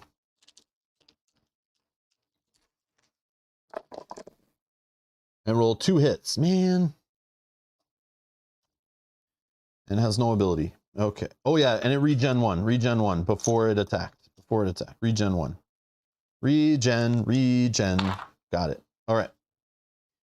Our turn. We can't deploy anything. We can put out some tactics. I am going to put out a 2 bolster health on this unit. I'm going to put my tactics that I've used down here. All my discarded stuff will stay off the mat. All my available stuff, my troop, will stay on the mat. Okay. So that will bolster health right here. 2 more health on our protector. Our first protector. Okay. Movement. I'm going to move this one up here. 1. And then do reposition to go here. And that's done. These, oh yeah, sorry, 2 damage on the boss, right? Because I started on the hexes. I am doing everything out of order. Everything out of order. I like the way you guys didn't remind me about this part, but you're all on the regen, Adam. I see how it works. I see you're all working for Nuba too. It's all good. Yes. Yeah, regen's important. So is me doing damage or removing health from the immortal, which is the first step. Is check stone hexes. That's first. I was on 2, so I removed 2 health. She's down to 3. Okay. Then now I can attack. Well, there's only 1 unit I can attack because these both don't have range. So I might as well attack, maybe try to get some crowd favor going. I don't know. What else am I going to do, right? She doesn't have retaliate or anything, so might as well. So I'm going to roll the black die from the protector. Does 1 hit. So that will put me on the crowd favor track at 1 point. And then she's going to roll the red. Hopefully I hit. 1 hit. So we're at 2 points on the crowd favor track. Again, first one is to activate our hero, which makes it deployable. Second one is to return all the tactics back to our camp. Okay. The third one is return 2 discarded units back to our camp. And the final one is get access to our secondary hero, which I would love to do, but I don't think this is the Immortal to do that against. But we'll see. All right. That's our turn. On to the arena units. They don't need to deploy. They're at max 2 units. So now they're going to move. I can choose which order they move in. But this one obviously is the closest stone hex.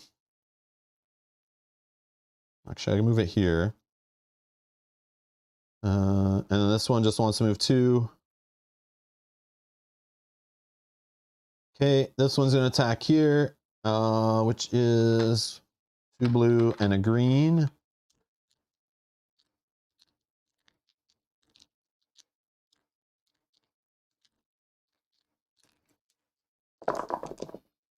Two hits. Come on, man. Come on. Okay. Down to 3 health on this protector. Okay. Immortal turn. She won't move. She's already beside her target. She will regen 1 health up to 4. Then attack against this unit with taunt. 2 again. Ah, stop. Down to 1 health. 1 health on our protector. But that's good. I just needed to still be alive to get me another damage off being on a stone hex. Yeah, the hippo's like, get off my pillar. Get off my pillar. All right. I checked stone hexes. I'm going to remove 2 health from the Immortal down to 2. Okay. No deployment, obviously. Tactics. I could fatigue a unit, but I think this, like, I could fatigue one, like stun it, but then I think this other unit and this guy's going to kill anyway. So like, yeah, I don't think it's going to save my butt there. So I'll save the stun for later.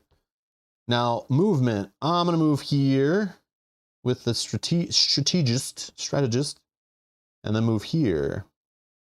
Yes. So now the strategist is going to give 2 blue die to each one of these units when they attack. So I might as well attack the hippo, I think. Yeah. Yeah, I'm going to attack the hippo here with a blue and a black. Yeah, because I could try to get my hero activated, but not the play. Maybe that's the play, right? As if I roll 2 hits, I just need 1 more. I'm going to get a for sure hit here. Should I just go to activate my hero and because I know this one's dying? Does the hero have regen? Or do I just try? I probably won't have this guy there, so I might only get 1 hit in on the boss next round. Oh, man.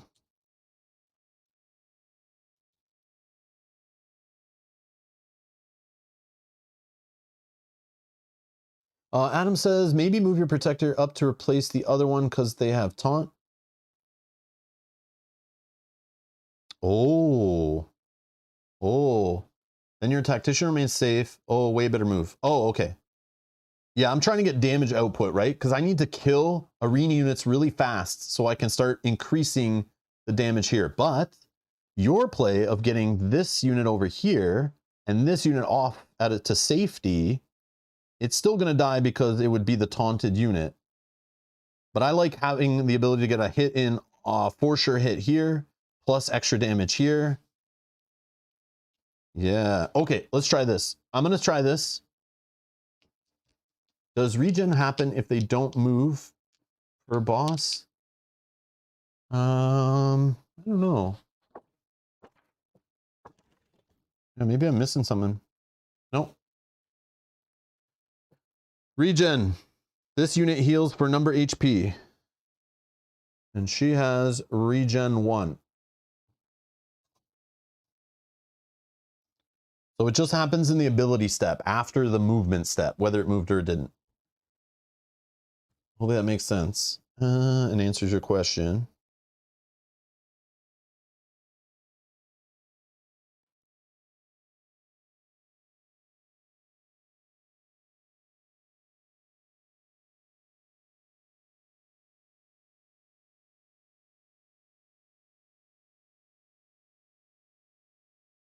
So if instead I did this and this, the problem is this strategist would get attacked by at least a lion and probably die, you know, like maybe not, but could. Because the lion's going to go after the stone hex. This hippo will attack this one with taunt, probably kill it. Then the lion will attack this guy, and they'd be dead, probably. But there's a chance they're not. That might be the play. Adam, that might be the play. Oh, that might be the play. I like what you're thinking. Because there is a chance the line misses, right? There is a chance the line misses. And it still lets me do damage here. But I don't think I care about activating my hero right now, to be honest. Maybe I do. But I won't when this guy only attacks with one black die here, right? No, let's get the hero out, I think. This could be the make or break move, though, right? This could be, yeah. I still do have 2 damage. I wish I saved the HP heal for this one, but then this one would already be dead. Oh, but then I have the boss. Oh, the boss would attack here. Yeah, that's true. Oh, man.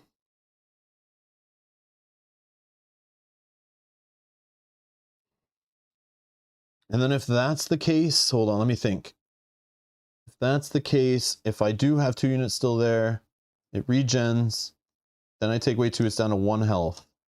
And then probably is dead by just this guy still sitting there. Maybe, but I don't know. I feel like these units would get in there. And then this unit is definitely dead. Oh, this is rough. What else could I do?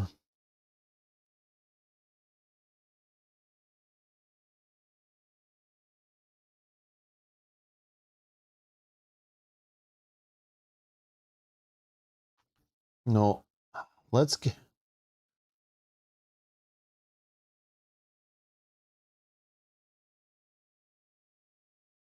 So the way I'm doing it now, though, Adam, only 1 unit will probably die. But your way, there's a higher chance that 2 die. But it could pay off. Could pay off. But if I do lose 2 units, then I'm like, she's going to regen all the way back up to full. Like, I got to keep the pressure on, right?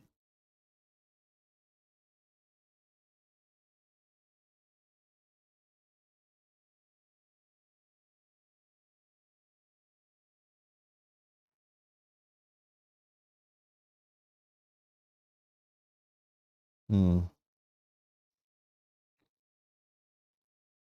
can stun, right? Stun could help. If I do that. Yes, stun is the key. I'm doing it Adam's way, and I'm going to stun. That's the key, right? Yes, that's what makes the game awesome, Adam, is these kind of crazy decision points, right? So, I don't think I used one yet, right? I didn't use a tactic this turn, but I think I do this. So I put tactic out first, which I'll stun the lion, right? Then it's a more sure thing. It is kind of like sucks that I'm using up a tactic, but I think that's the play.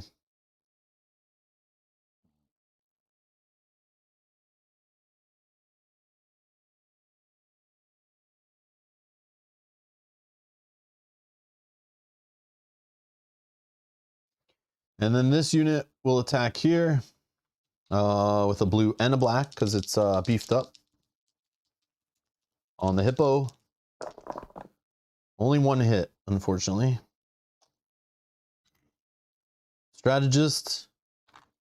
Actually, I'm going to do this attack first. I guess it doesn't matter.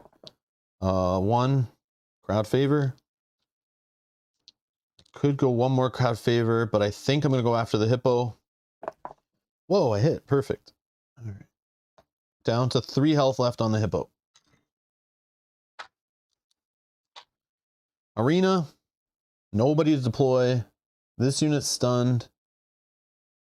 So I don't think it does anything right. No movement, no skills, nothing.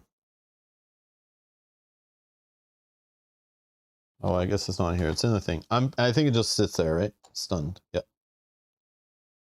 Okay, the hippo is going to attack the taunt.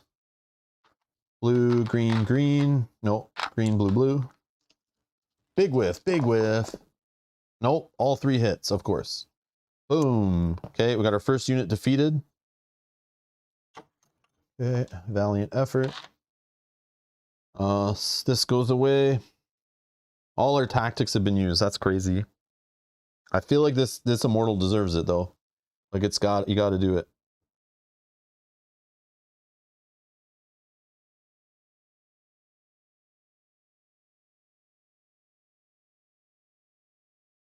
Okay. Immortal. Doesn't need to move. Regens 1 up to 3. Attacks the protector because it has taunt. 2 hits again. Stop it. Stop it. Where's the big whiff turn? I need the whiff. Our turn. 2 damage because we're on 2 stone hexes. Boss is down to 1. Oh man. Deployment. Is there a way we can kill this hippo? Is there a way we can deploy someone to kill this hippo? No, the hippo's not close enough. Maybe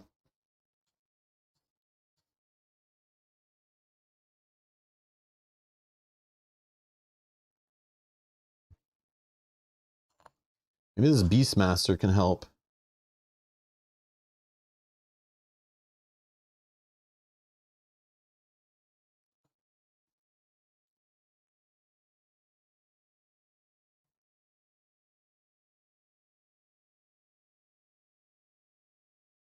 Yeah, this is the problem now. Is like, I don't think I'm going to have 2 on there next turn. So then she goes up to 2.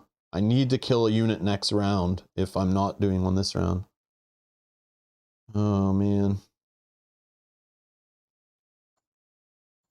I could put a strategist in.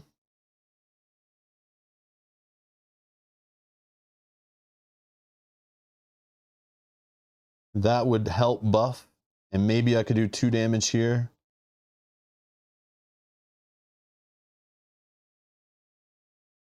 I could go here. And then next turn.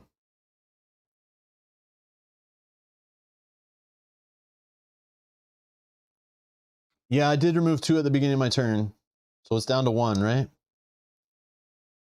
Can the tactician step 1 north and swing? Then the warrior step on the north pillar and swing?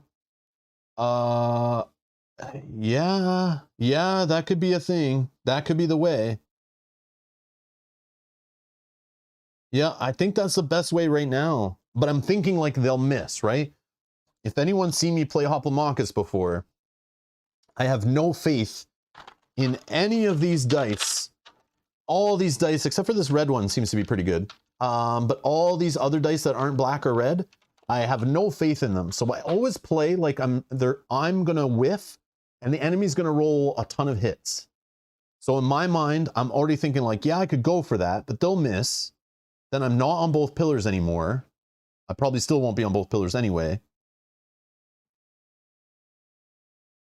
And I'm trying to think of the next unit to get in that could help right now. I could do that. Actually, yes.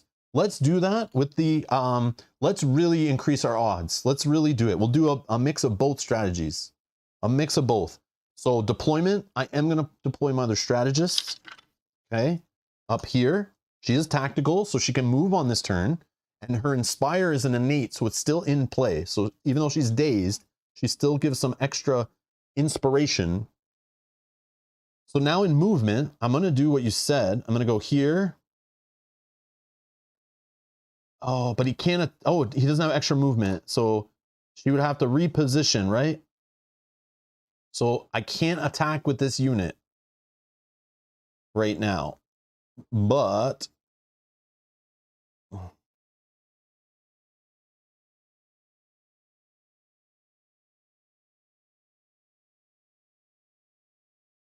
can attack next round.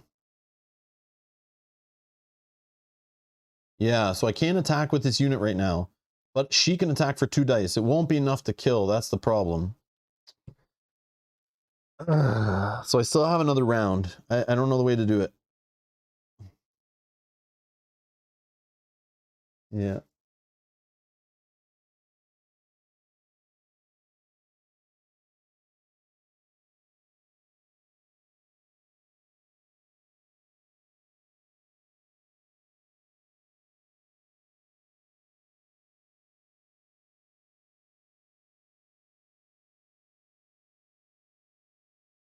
Oh, so rough.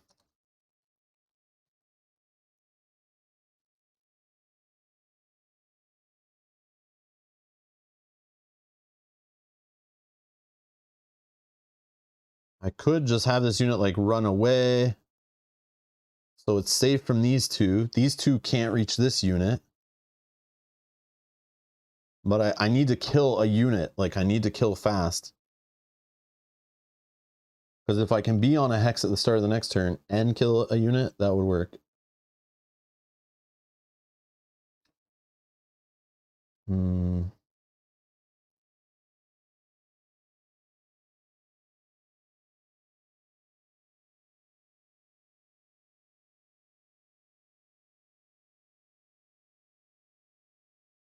Hmm.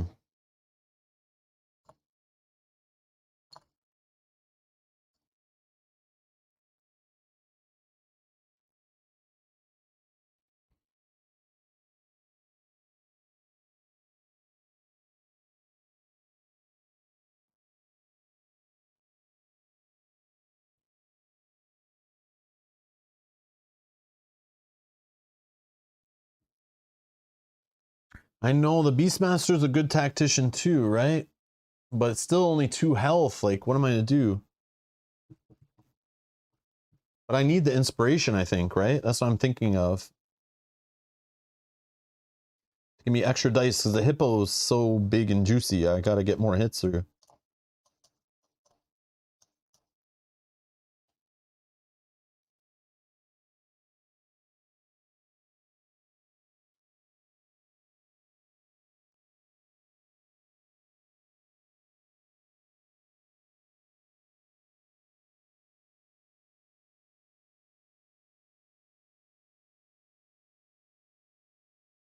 I mean, maybe they whiff. I think I go like this. I think I move in here, 1, 2, 3, and I inspire both of these. Maybe I get my hero active. And then I'll roll 2 dice on the hippo, maybe damage it twice, so it's down to 1 health. And then next round finish it and we win, kind of idea. But I probably will lose a whole bunch of units.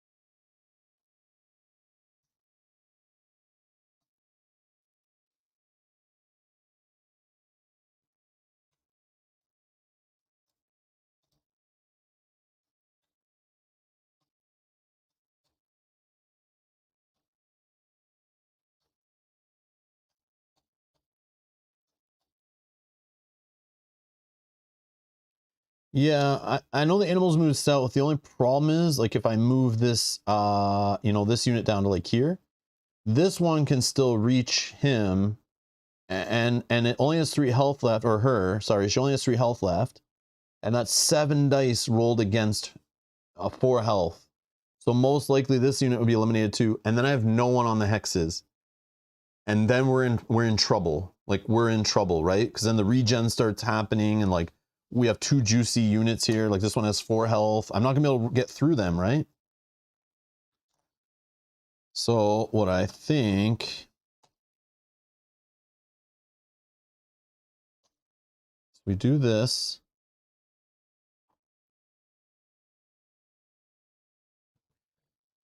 And we need to kill the hippo. Like, we're try our best. We're gonna hold ground. We're gonna lose a unit, but I think to get our hero going, I think we're gonna do that. I think we're gonna do it. Yeah.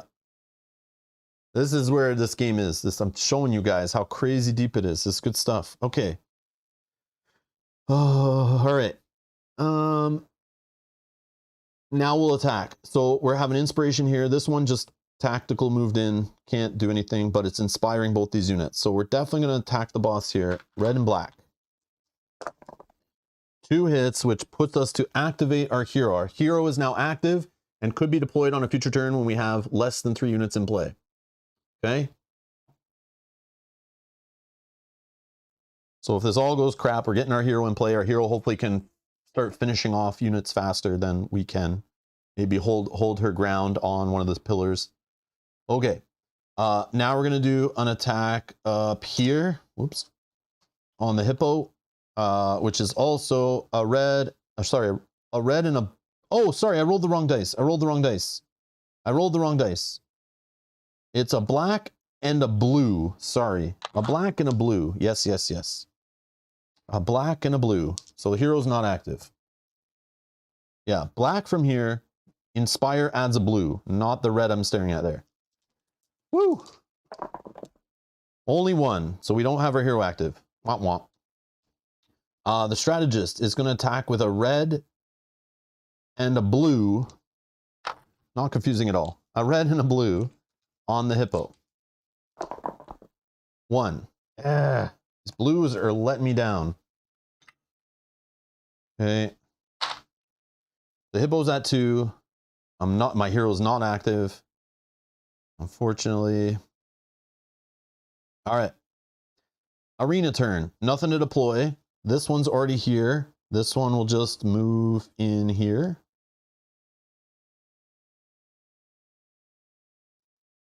I don't know. It doesn't matter really, right? Let's go with the lion, attacking for green and yellow with perfect strike. Hits for 1. Okay. The tactician's still alive for now. And then we're going to go with the hippo attack. 2 blue and a green. Big whiff, big whiff. 3 hits, man. What is this? What is this? Okay, tactician or strategist is dead. Serenity now. The immortal doesn't need to move. Regen. Attacks the taunt unit.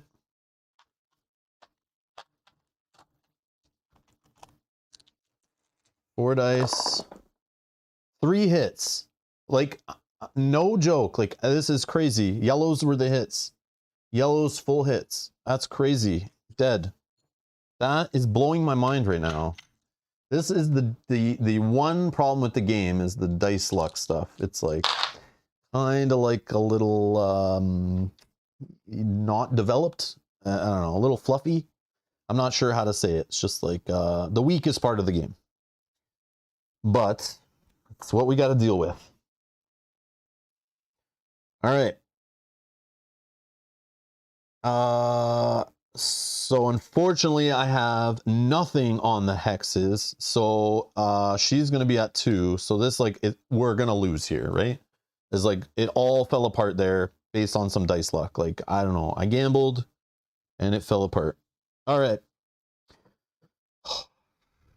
Man, and I only can deploy 1 unit and I just lost 2. Yeah. That's okay though. I mean, we play as far as we can make it, right? But yeah, that sucked. Okay.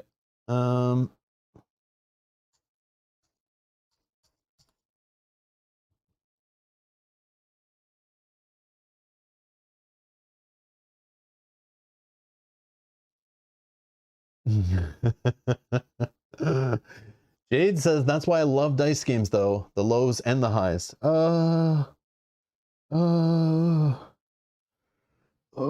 Okay. Everyone has different tastes, I guess. All right.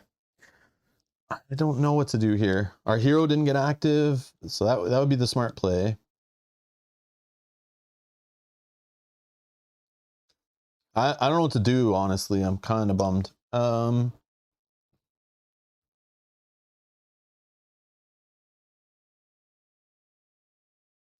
Yeah, let's just go with a warrior. I don't know. This is so lame.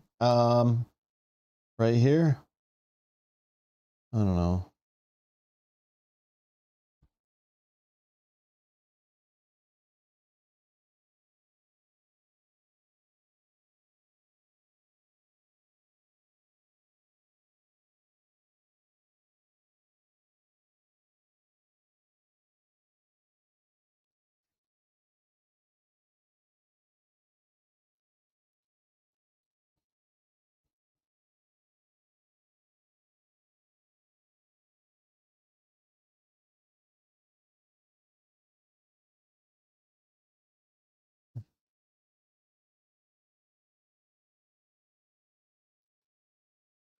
Okay, so sorry, warrior here, I guess. Then we'll move. One. Can't really get away. 2, 3.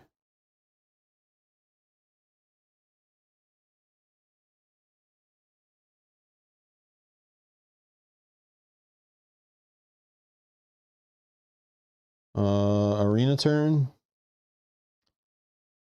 1, 2. Moving towards the strongest unit. 1.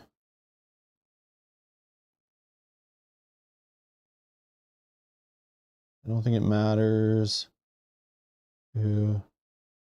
1, 2, 3. All right. Oh wait, sorry, she doesn't move yet. She doesn't move yet. So arena turn, the hippo is gonna attack the warrior, strongest unit, right? Again, if I could have just got one more hit, retaliate would be sweet. But still wouldn't be dead, because I couldn't stay on a hex. Oh well. Nope, wrong dice. Yeah, just bummed. Alright. 2 hits, of course. 2 hits. So retaliate. 1 away on the hippo. Yep. Okay.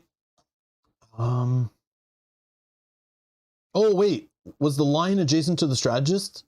It was, right? Strategist can't move away. Yeah. Strategist can't move away.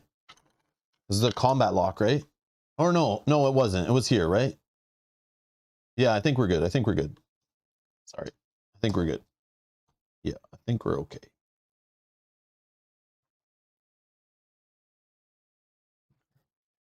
I don't know where this was. Here? Yeah, sorry. Combat lock, it wasn't beside, right? I think we're good. Okay, immortal turn. Now the strongest unit is actually, unfortunately, our strategist. Regen 1 up to 3 health. Awesome. Yeah, wow. Huh.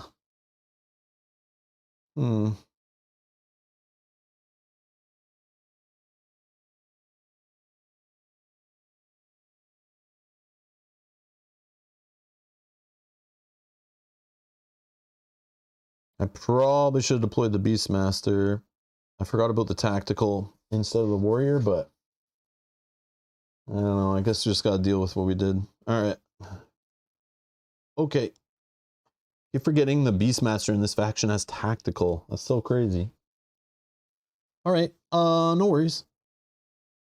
So, boss, let's get this going.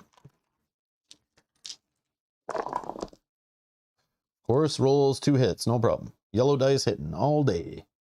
Wrong one. Tactician dead. Yeah, we might not make it out of round one. This is interesting. I mean, at least it makes for a short stream. Short stream. Wow. Okay, cool. All right. So, what's next? Our turn. Deploy. Sure. Let's deploy this tactician. Or, yeah, it's a tactician. And then it's going to be able to move 1, 2, 3 on its turn. The warrior.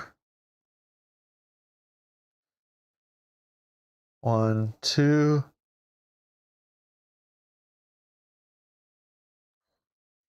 Such a joke.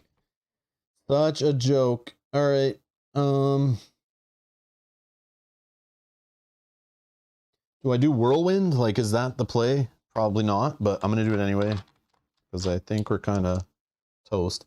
So I get to roll 2 yellow dice. They're probably gonna miss though. No, I should probably just attack the more for sure thing. Get rid of the hippo, right? Yeah, let's get rid of the hippo.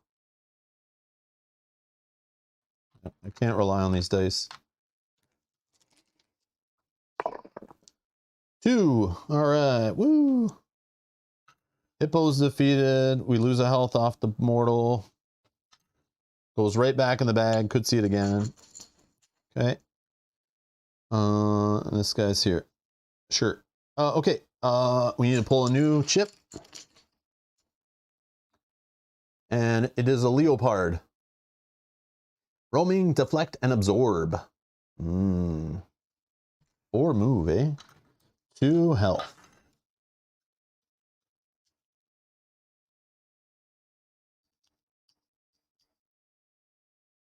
So pretty much can get wherever it wants. So no matter where I put it, doesn't really matter.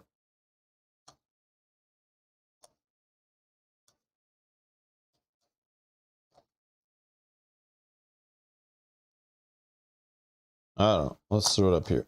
Sure. Although I do want to kill it fast, right?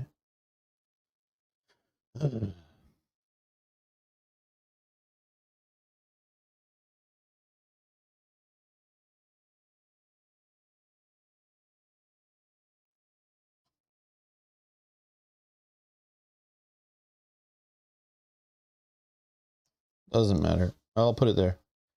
Okay. This one going after Stone Hex.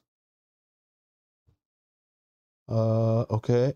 And then Lion's gonna attack for 1.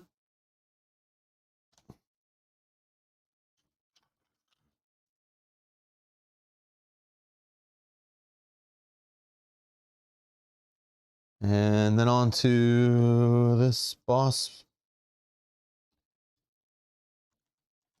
Regen, back up to 4 out of 5 health now. Oh no, only 3, only 3. 3 out of 5 health, sorry. 3 damage. Oh, 3 damage, perfect. Oh, okay, okay. Oh, that's cool. That's cool. Fun. Love it. All right. Deployment. Well, I don't have a Beastmaster, so I'm not deploying my beast. That's a waste. First strike won't give me a hit anywhere. Quick strike could be a thing. Let's just deploy another warrior. But it'll probably get 1 shot by the boss, so doesn't really matter. Yeah, let's do a quick strike just for fun. At this point, I kind of don't care, but I will just do this. Let's just do this. Quick strike. All right. Our warrior, if it moves on the hex, it's dead. If it doesn't move on the hex, it's dead. Let's just do a whirlwind because YOLO. So we're going to roll 2 dice, yellows, because like whatever, man. Oh my God, look, I got the dice luck. It actually rolled hits. Woo, right down this day and time, it happened. It happened. The yellow dice rolled 2 hits for me. So that does 2 damage off the lion. I should have probably did that in the previous turn, because that would have really changed things, I think. And then the boss gets hit for 2, which now activates my hero. Okay. Oh yeah, first strike, I can hit the boss. So let's do that. For 1. Okay. Okay.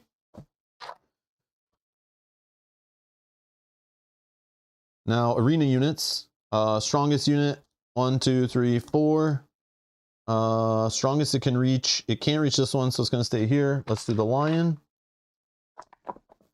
Big whiff. Retaliate hits the lion. Yeah. That's all that matters there. A leopard is going to attack here, but before the attack, right? It just takes the damage for quick strike. Quick strike.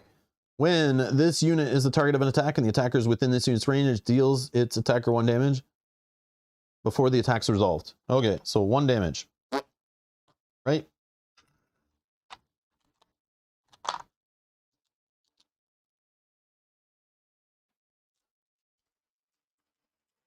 Yes, there are hippos in this game. Damn hippos. Big blankety blank, but that we expect. Yellow dice, it's a thing. So no hit. That's great. Great. The dice luck's turning in my favor. Ish. But again, on the first wave to lose this many units, like, yeah, we're not getting anywhere. And I didn't get crowd favor. Like, if you lost this many units and you got all your crowd favor, like, yeah, that's expected. But what's happening here is kind of a joke. All right. Let's go with I don't remember what I was doing. That was the arena turn, right? Oh, her turn. Strongest she can reach right here. Come on, big whiff. I need 1 hit. Oh yeah, and a regen, of course. Good old regen up to 4.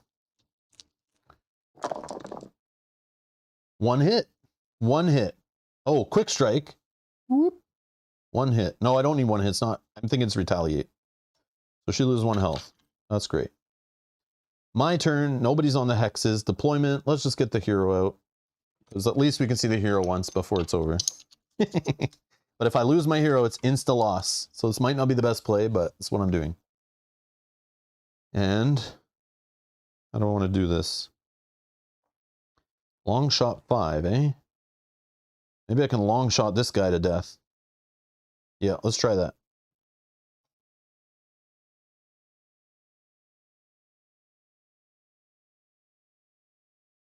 Or if I deploy here, I have better options. So I could hit the boss, or I could hit here, or I could long shot there. Yeah, we're going down here. Let's get into the business. Let's get all up in the business. Okay. So we're going to go with... Do I move here? Do I need to move? Maybe? I don't think so.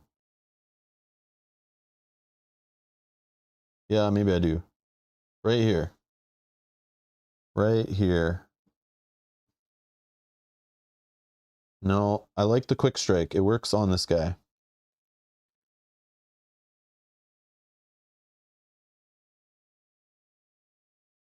The warrior can't move. He's combat locked. Or she's combat locked, sorry. So no retaliate, or no whirlwind shenanigans. So let's just attack here. We know that's happening. I just don't know if I should move this unit at all to kind of get it in position to attack this guy if there's a miss. I think I should, but then I like the quick strike here.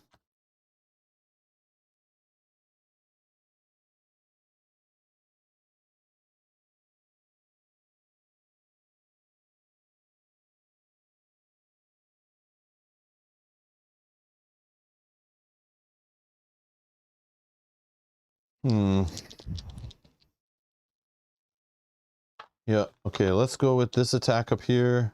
Yeah, blue.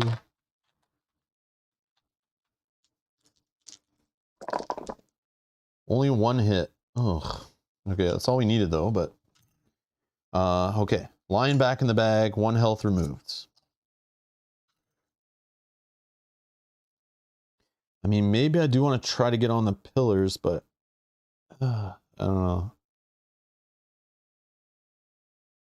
Anyways, all right.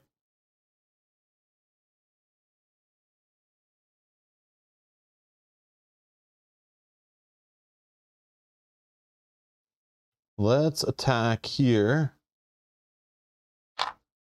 for black, blue, blue with first strike. 3 hits. 1, 2, 3. So we get all of our tactics back. Actually. Okay, this could be a thing. If I can get the 2 units back, oh man, that'd be sweet. But I'm gonna have more die, that's the problem.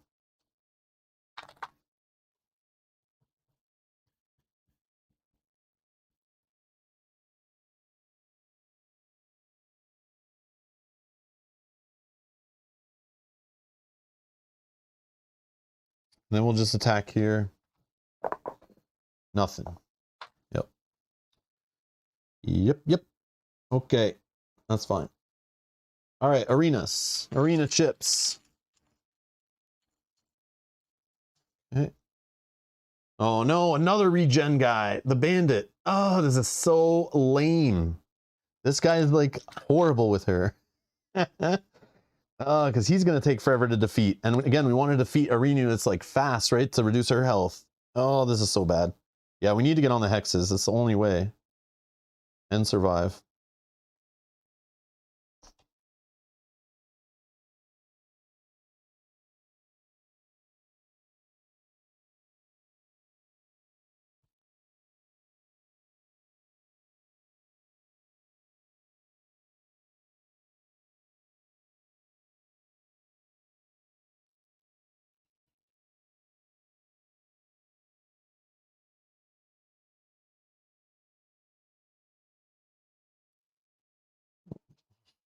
One, two, three, four, five.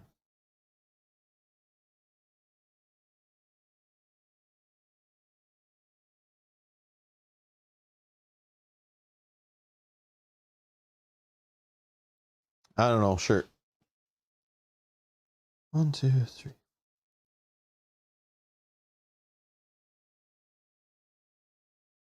Okay. So this guy's gonna attack here, quick strike, but oh yeah, actually, hold on. The strongest it can reach. 1, 2, 3, 4, right? 1, 2. So it can reach my hero, right?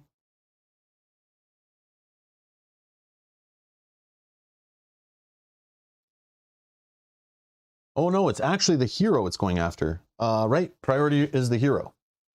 Yeah, I forget we have our hero now. So it's not an opponent on Stone Hex. Our hero is more important than the strongest. Yeah. We got there. Hey, James.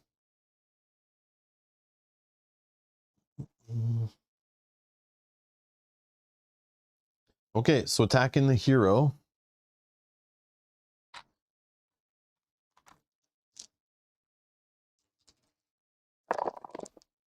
One damage.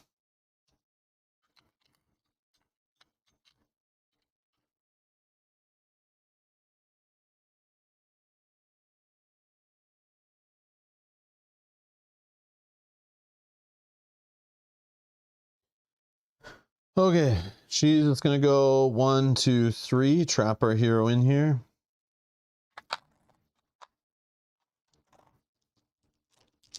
And regen. Let's not forget our juicy regen up to 4.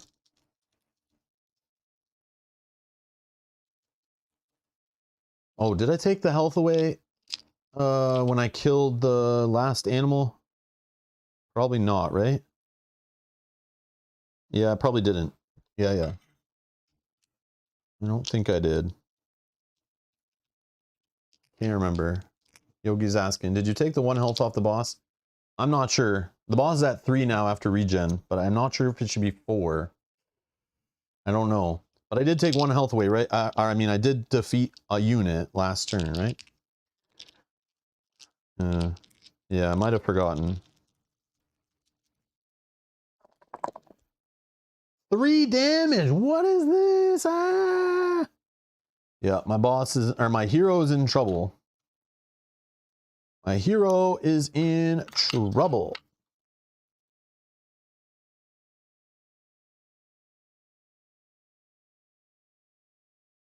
You rolled it ages ago, but didn't slide the HP off. Oh, okay. Okay.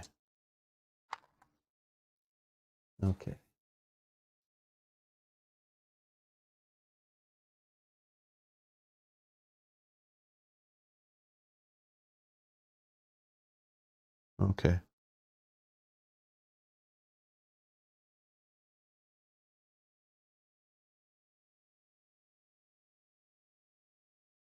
So start of our turn. I can't deploy. I have 3 units. Tactics, though.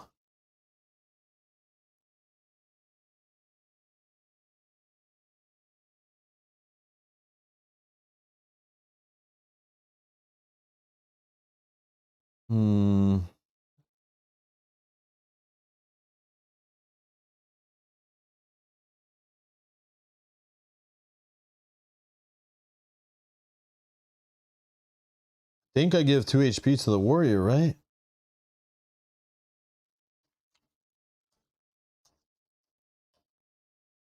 I don't know. And then the warrior has to move on to a hex.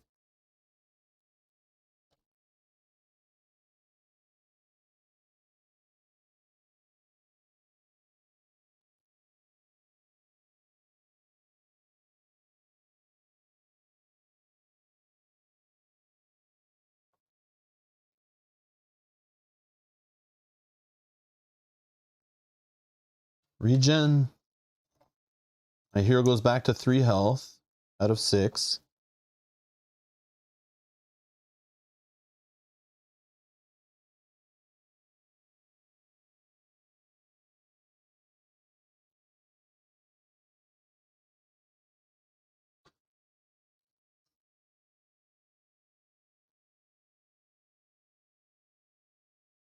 Okay, let's attack here with a green. Yes, defeated. Hero loses a health, or Immortal loses a health. Leopard goes back in the bag. And then I'll fire on the Immortal.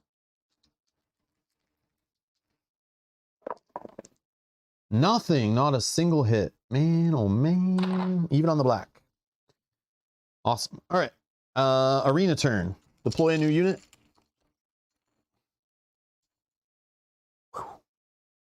We got a Brigand. 3 movement, 1 range, 3 health. Oh, rolls a red die and a yellow. Tactical.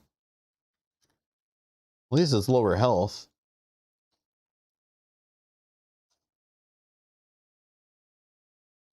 I don't know. Probably should try to keep my hero safe, but I do need to kill units. Yeah, maybe I'll do that. All right.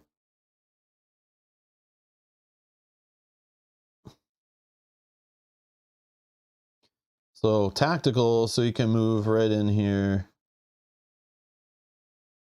This one, stone hex.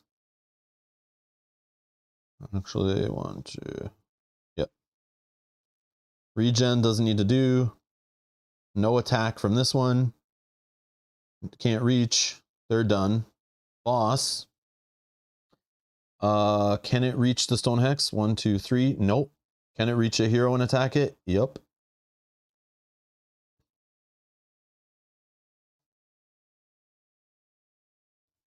Regen 1, going to 3. Attack on my boss. Could be the end right here. Only 1 hit. Okay, if it was 3, I'd be done. But that's the play. All right. Our turn. We have a guy on a hex, so that removes 1 health down to 2.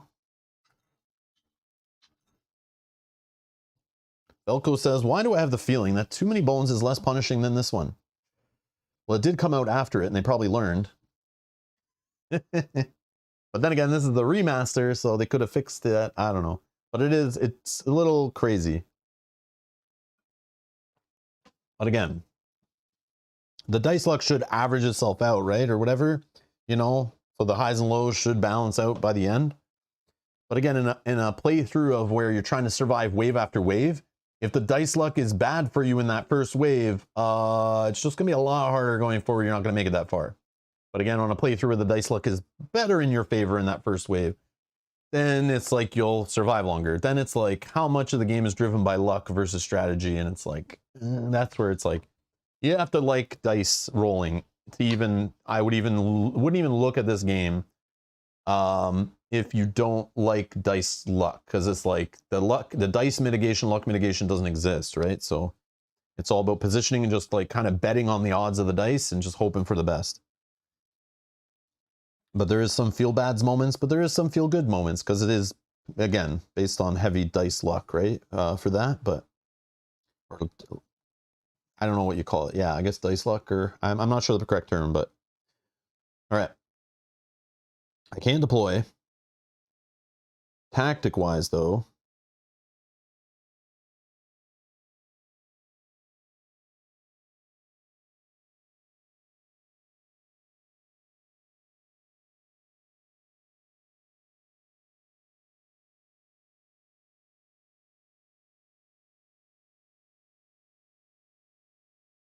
I don't know if this is smart. Probably not. Probably not.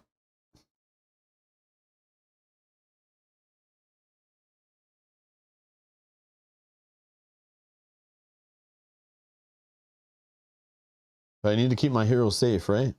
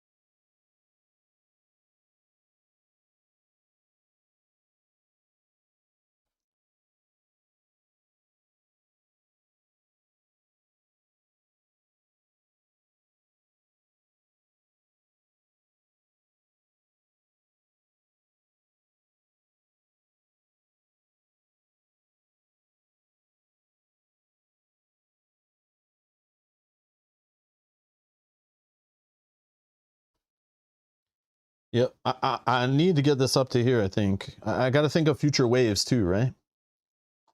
Okay, so that's my movement. Regen on my hero. Okay.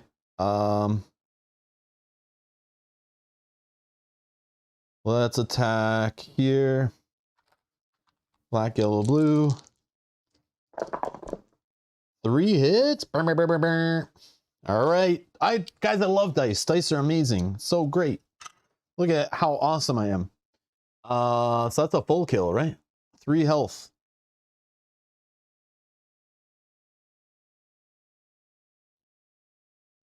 That was not expected, but a pleasant surprise. All right. So I guess she's just going to attack here, even though it'll regen. Kind of lame, but whatever. Nothing anyway.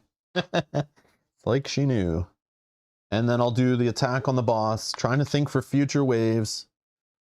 I don't think I could have reached this guy anyway, right? Oh, I could have. I was here, right? I could have attacked him.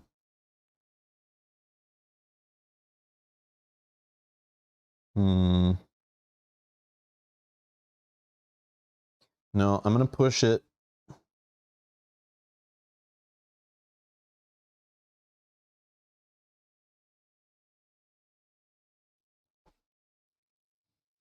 This guy's 5 health. If I hit with her, I would push on this guy. That would make sense, right? But I think I had to choose movement first, so like I think I'm going for the boss. Yeah, I should just stay where I was. Come on, give me 3 hits on this one. Well, let's go. 2 hits. Okay, 1, 2. Arena. What do we get? Oh, the lion's back. The lion is back. Kind of want the lion to get into it.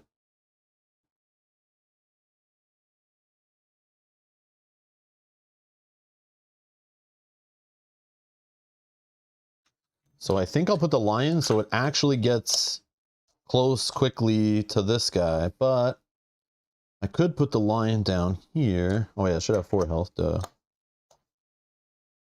And then when the lion moves like in, we all try to attack the lion, get rid of it fast. Because it's probably faster than this guy. We could probably hit it right now, right?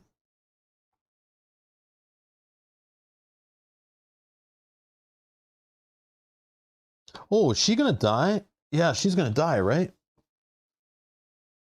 Because no one should be able to take this guy out. Oh no. Yeah, that's fine, I guess. Oh, that's bad. I don't want. I need to get this 2 tactics chips back.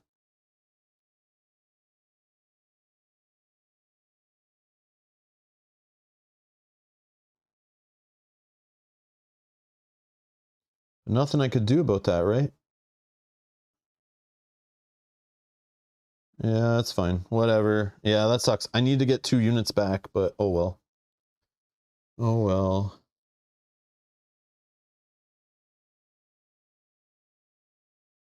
Yeah, I forgot about that. Oh well. Okay.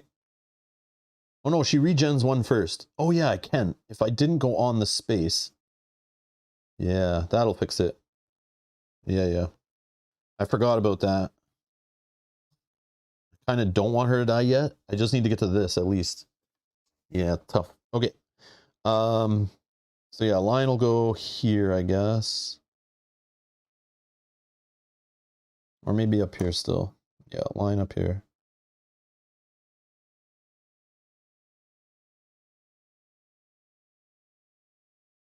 All right, so this guy wants to go 1, 2.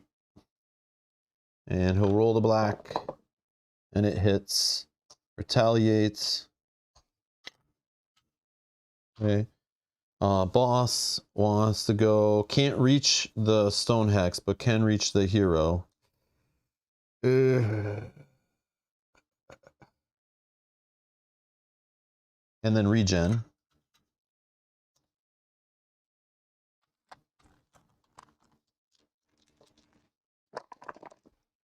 Two damage. Wow, boss is, my hero's down to 1.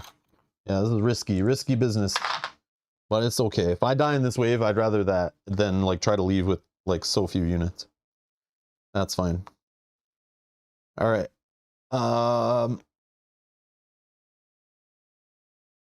Our turn. Movement. We could use.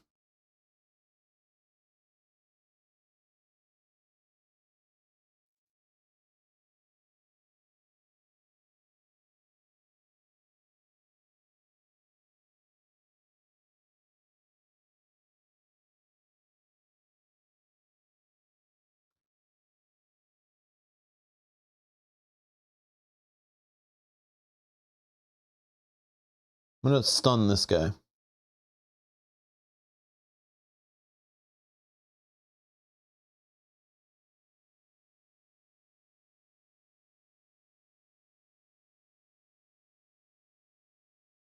Yeah, maybe we get our second hero.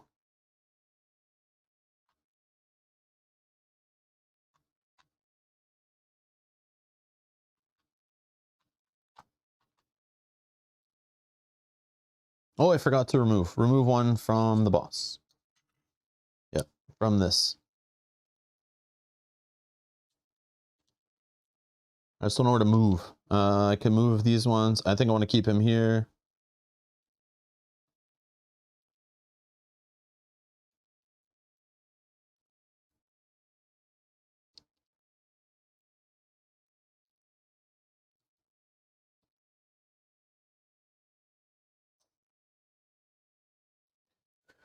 Go there, regen.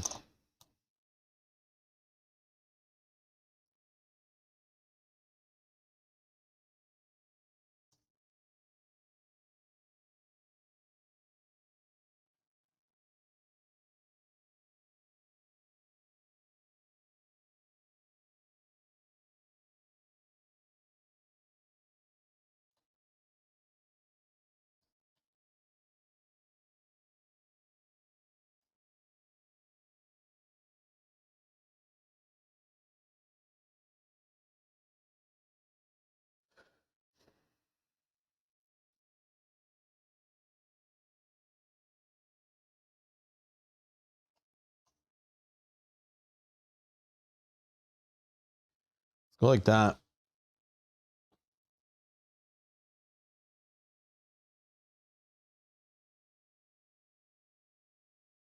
No, let's go like that. All right, hero. No, I need this unit to hit too.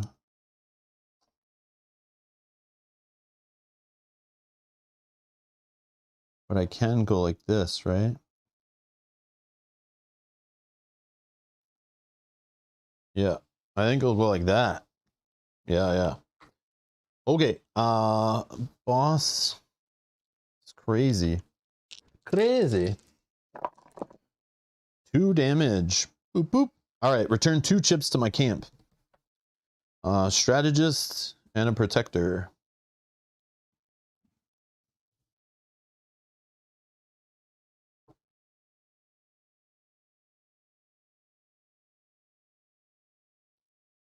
Mm-hmm.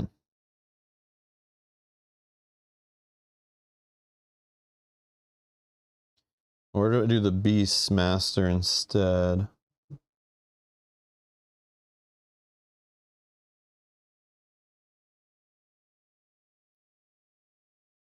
No. We'll go with that.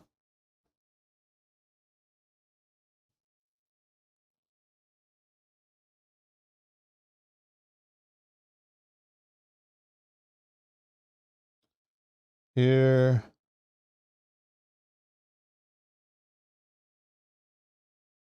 No, let's do this attack first. Because we don't want to kill this guy. Blue, black, and yellow.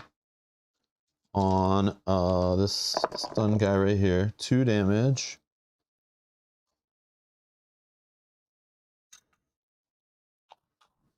And then this, we're gonna go here, I think. Yeah. 1. Nice. Yeah, let's get our secondary hero if we can. If we can survive. Alright. Arena turn. This guy's gonna go 1, 2.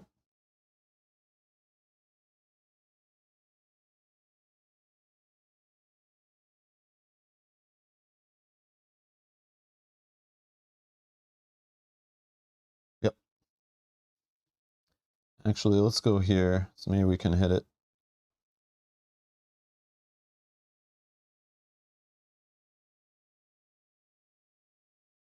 No, it will reset. The crowd meter, Grumpy Monkey, will reset back at the beginning when the wave is over. When it sits at the top, once I get this guy back, it just stays there for the rest of the wave. But the next wave, I can work it up again, earning the first 3 rewards, but I'll never be able to earn this reward again because we'll already have our secondary hero. So if I don't get this round, I can work on it the next round. But I like, if I'm this close, I'm going to do it. I have to. Like, we're playing comeback, right? So like, if I can get a secondary hero out that can protect my first hero, huge, huge. Then we might actually like make up for the loss of life here, you know? It might be worth it in the end. Just for this. That's the hope. All right.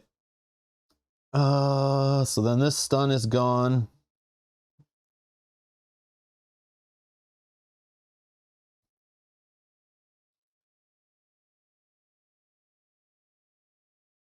What's right here? Regen 1. The boss has 2 health. Okay. Wants to attack this guy. That's exactly what we want Retaliate to happen. Hopefully it doesn't get killed. Of course does, though. 2 health. That sucks. Come on, man. Where's the whiff? We need the whiff.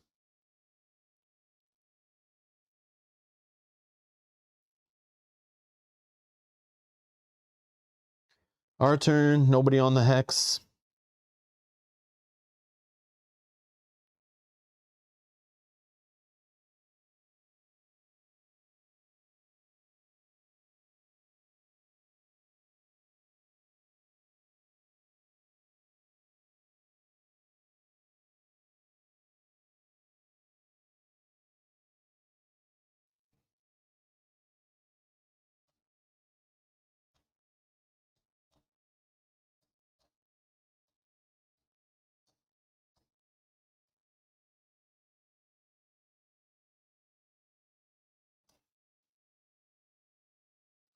Taking one for the team. She'll stay here.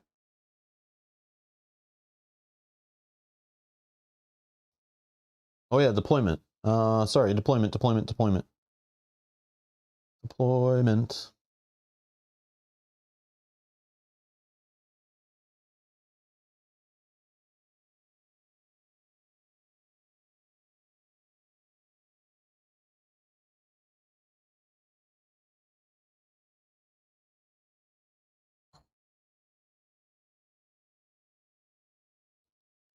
We go with another warrior.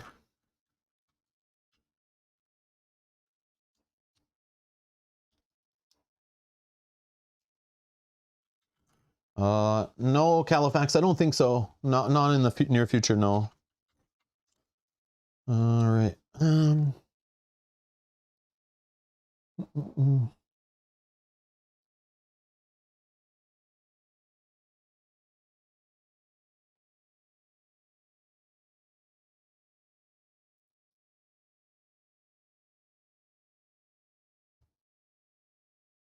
I'd actually be more interested to play the other way around. I'm actually more for streaming purposes for the amount of time and effort. I would be more interested in taking units and all the things that are compatible. It's like the you could take the heroes, the non-elite units, and the what were those things called? The like mini bosses. I'd be more interested in about bringing that stuff into this game and mixing that stuff in and building my own little army and stuff. That I'm more interested in for streaming because that would take less time. And in general, this game takes less time.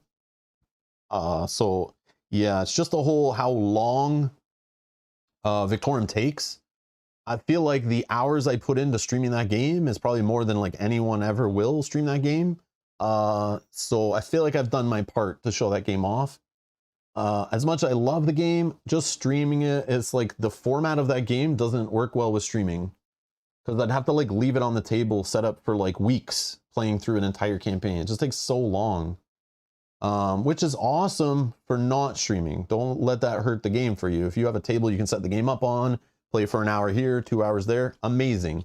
But for streaming, man, that is a nightmare. It's like I loved what I did, but it's like I'm not looking forward to trying to play like 9-hour streams, you know, 3 or 4 days in a row just to get through that, right? It's like tough. But this game though is more bite-sized, so I could play like this game, but mixing in Victorium content would be more interesting to me for streaming. So do I go with the warrior? I don't know.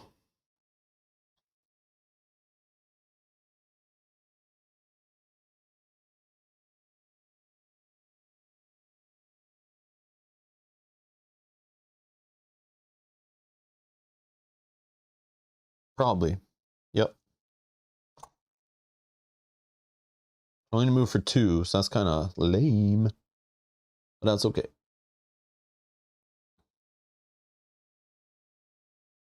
Oh, I could give extra movement.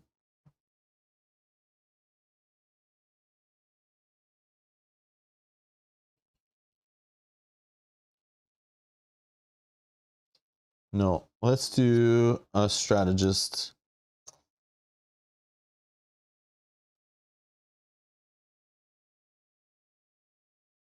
Only 2 health though. Strategist for 2 health. Let's go with that. I don't know if it's the right play. But at this point, I'm just need to get dice output. Let's do it. All right. So this one will move here.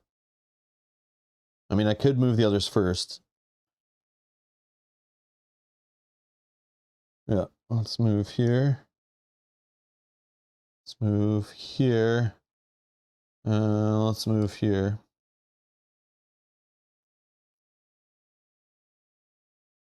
Okay. So this one we can roll a green and a blue. No, let's do the boss first, actually. Or my hero, I should say. Yeah.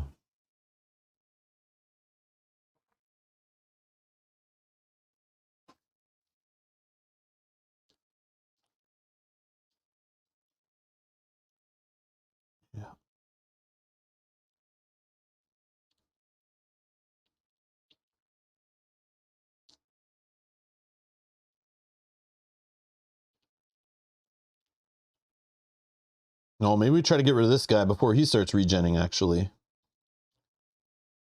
Yeah, maybe that's the play. Okay, let's try a green and a blue here on the bandit. No, only one hit. Come on, man.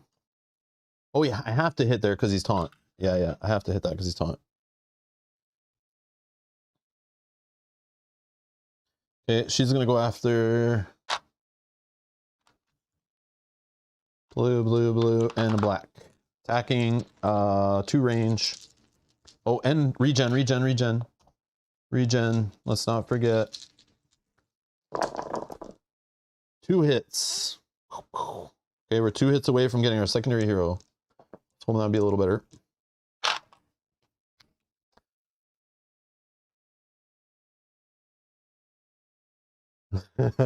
Califax, I know, I appreciate the kind words. I do. It's just I have so many other games I need to give time and need to give love to. And if it's like, you start comparing the games I've never played on the channel that I need to and I want to, versus that have got 0 hours on the channel. And then there's ones that have like got very little hours, or some I'm just more interested in playing right now, right? My taste, like what I'm interested in changes by the day, right? And then certain games show up and the new hotness shows up, or an old game I forgot about, I remember, or someone brings something up and then I just rather play. But it's like I started to have to think like, okay, how many hours of love have I given on stream to a specific game that I need to stop? Like, you know, I'm not just a channel focused on one game, right? So it's like I gotta give love to some other games too, right? So yeah.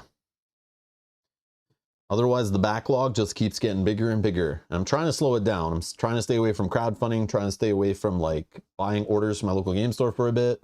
Try to work through the games and enjoy the games I have. I feel like that's gonna be my theme this year. So far it's been working out great. All right. So I attack there, that's done. These guys will go. This guy's already beside.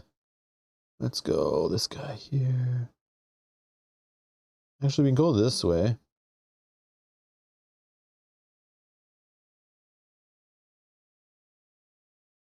Yep.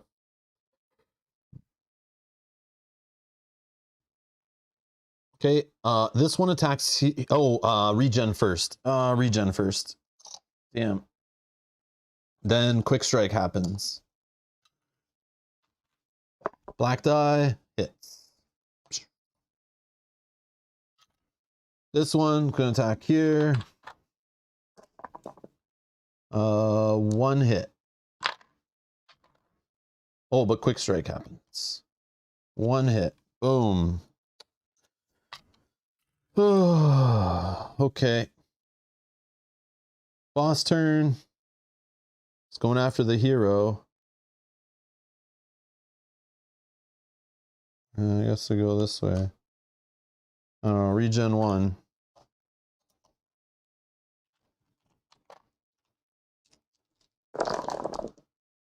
Three hits? That's death. Game over. Game over. Easy peasy. Yeah, I pushed my luck trying to get to the second hero. I kept my hero too close, trying to push up the crowd meter. It was an educated risk. I definitely needed to push it to like try to get ahead a little bit, but I didn't. So we lose because we lost our main hero. It died in battle. That's the end of the Onslaught playthrough. We didn't even make it out of wave 1. Thanks to good old Nuba. Crushed. Yeah, we were doing great at the beginning. I wanted to just get through Nuba and then get on to the next wave, and maybe we work on our crowd meter on the next wave if it's a good immortal that's like better suited for the crowd favor. Because some of them are good to work on crowd favor. You can kind of like do it slowly. Some you want to rush it, some you want to ignore it, right? But oh well. Definitely cool. Definitely cool. But yeah, just a little rough. But we took risky plays. Risky plays, and it didn't pay off. So the luck was not on our side in some favor. But that's okay. All right. Cool beans. Cool beans. So yeah, that's a look at the Onslaught mode. So the only thing with the wave, we didn't get to see a wave reset, but how it would work is any units that are still in play, You take away their health, you put them back in your camp, they're available for the future. Anything discarded stays discarded, but you could earn it back. You could earn it back in a future wave. So there is a chance we get to the next wave if I would have just, you know, tried to finish Nuba instead of pushing for my secondary hero. If I just tried to finish Nuba there, which I could have, in the next wave, we could maybe have gotten an immortal that it would be easier to work our way up. But that's okay. I'm okay with that. I'm definitely okay with that.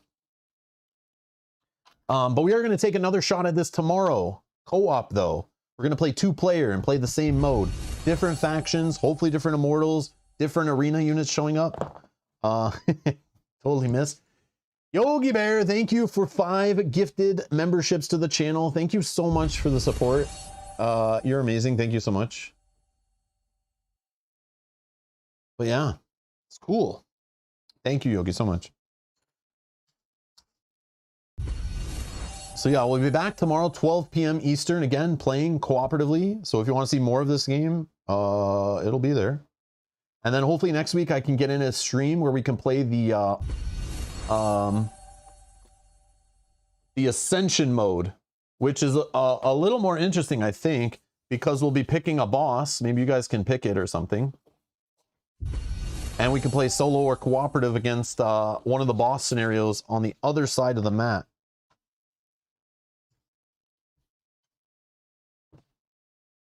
You know, where it's more interesting. Like the deployment hexes are a little different. The crowd favor track is different. The deployment hexes over here, the red and blue, are like on the outside. And this spot you can deploy on, but it like damages units there. And then there's these spots where you can put these like towers you can put sentinel units on that don't move, that can attack from a distance. And you can place footholds in play that kind of like cover up the negative hexes. These deployment hexes, you can put your units on there, but then they don't have any skills or anything for the turn and can't attack. So you can put like these little tents there and you can go on them, then you can use them, but your opponent can't. And then you might be able to flip them by using crowd favor and they turn into sentinels, which is kind of neat. So I haven't played with this mode yet. And there's these shards that could come into play, I guess, with the bosses or whatever. Depends on the boss you're playing. But we'll check that out maybe next week. So that's the plan. That's the plan. But tomorrow we'll be playing the Onslaught mode again, seeing if we can get a little further in co-op. That is the play.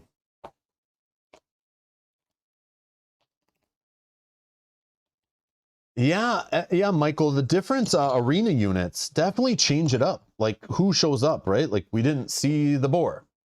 Okay, another annoying regen dude. We didn't see their quick strike guy.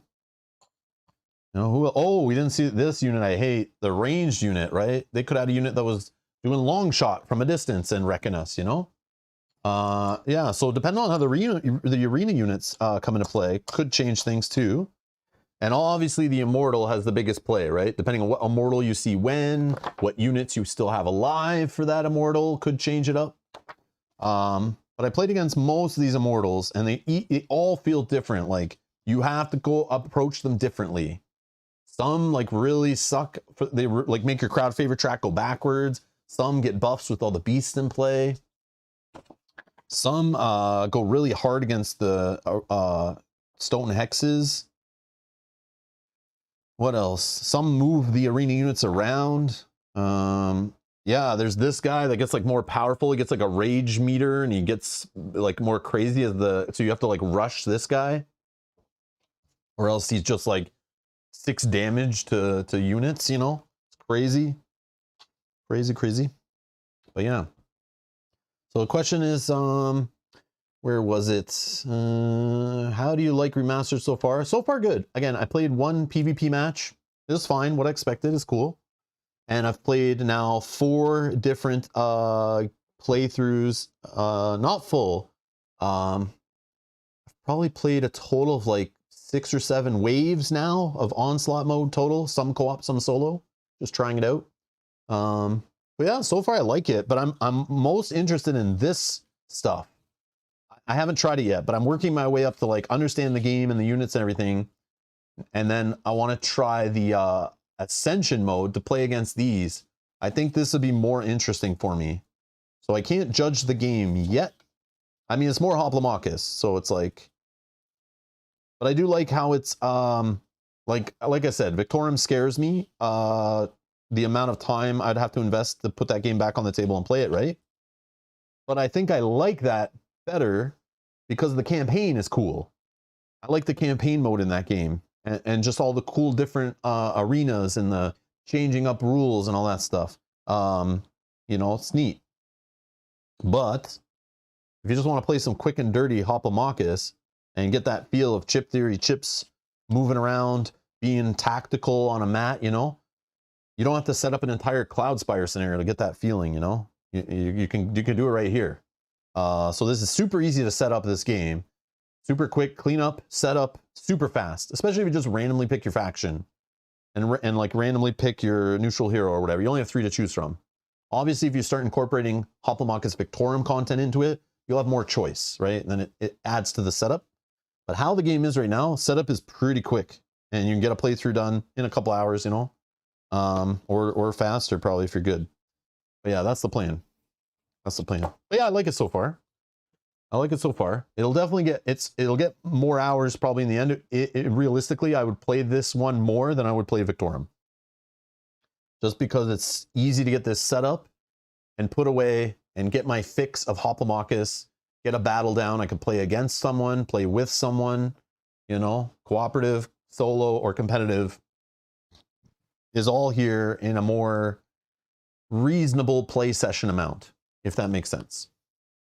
If that makes sense. But again, setting up a campaign for Victorum wasn't that bad, and the save mechanic is pretty quick, so it's like I can't knock it too bad. It's still good. Yeah. But again, most people buy one are probably gonna buy the other anyway, so it's like not like a comparison. I don't know, you don't need to compare, but if you can only buy one, it's up to you. If you plan on playing solo only, I would go for Victorum, but if you want a little flexibility, this is the one. I don't know. But yeah, I do like it. It definitely gives you the fix of like, you know, the too many bones or Cloud Spire kind of, even a little burn cycle with the whole, you know, trying to be strategic with your movement. And I like the Onslaught mode, the way it has the more long-term thinking. Like, do I sacrifice something now to help me get through maybe an extra wave, you know, to build me up for the future? I don't know. But yeah, it's definitely cool. Thank you all for the help voting on trying to figure out which faction to play and picking our hero, our secondary hero. Unfortunately, we didn't get into play. But again, like how I could set up and play another one like super quick, but it just would take hours if we kept going. So I'm not going to, but again, we'll be playing tomorrow anyway. So join in tomorrow. Again, you'll find tomorrow's stream already scheduled down in the video description. There's a playlist link. Go in there, you can set notify me, click the notify me button, and you'll be notified for tomorrow's stream, where Mel and I are gonna go cooperatively against this. We'll get to each have, well, our side can have up to 4 units in play. The arena units can have up to 3 in play, and only 1 immortal. The immortal gets a 2 health bump. So we'll see how many waves we can get through. And we should be able to get through at least 2. Unless Nuba shows up again. Stupid Nuba. Stupid Nuba. Damn you, Nuba. Again, if we got a different immortal to start, it would have been different too. Ah, it's so crazy. But yes, if you've played this game and you're watching now or later, I want to know in the comments below, how many waves have you ever made it through? What's your highest without cheating or redoing turns or nudging a few dice to tip to hits, you know? Yeah, Nuba is tough, man. I can't believe I pulled Nuba first. That sucks. Oh, well. We were doing very good. We were doing very good against Nuba. Oh, it was looking good. And then a couple dice rolls just fell apart. Oh, they fell apart. But yeah, it's definitely fun. I'm having fun with this game so far. Just the dice rolling, of course, like any dice game. You roll a bunch of blanks and you can't do anything about it. You just, But yeah, definitely is like a more old school dice rolling feel. It's like that classic, like 80s Ameritrash, like just rolling dice, hoping for the best, and you just move on, you know? If that rubs you the wrong way, run away. Don't even touch this game. But if you're okay with that, which a lot of people are, because a lot of mass market games do that stuff, but maybe people just don't know better, it might be fine for you. And I love the tactical movement and strategy and deploying and all the skills and how the puzzle it creates every turn. I'll give the dice a pass and I'll keep playing because it's like, it's such a smallish negative to me, but it is a negative. But I mean, whatever. At least it's simple, the dice part. I don't have to sit there and math out symbols and all that stuff. So at least that is, you know, it keeps the cognitive load lower. So you can focus more on the positioning, the strategy, the range, the dice, like the attack power and all that stuff. So yeah, it's pretty cool. But yeah, hopefully that makes sense. But yeah, thank you everyone for watching. Thanks for hanging out. Thanks for the support. Thanks to all our new members. Thanks to Yogi and KJ for gifting memberships. You know, thanks to everyone for supporting the channel. Thanks to all these people scrolling by here for supporting us. Thanks again to Chip Theory Games for providing the copy of this game we played today. And yeah, so we'll be back tomorrow playing more of this. We'll be back Sunday playing more Frosthaven. Again, I definitely want to play one more, at least one more of this next week, playing the Ascension mode. So stay tuned for that. If not next week, it'll be the week after. We'll see. It depends if it's solo or co-op. And yeah, thank you, everyone. Click the like button on your way out, and I'll see you in the next stream. Bye-bye. Happy Friday, everyone.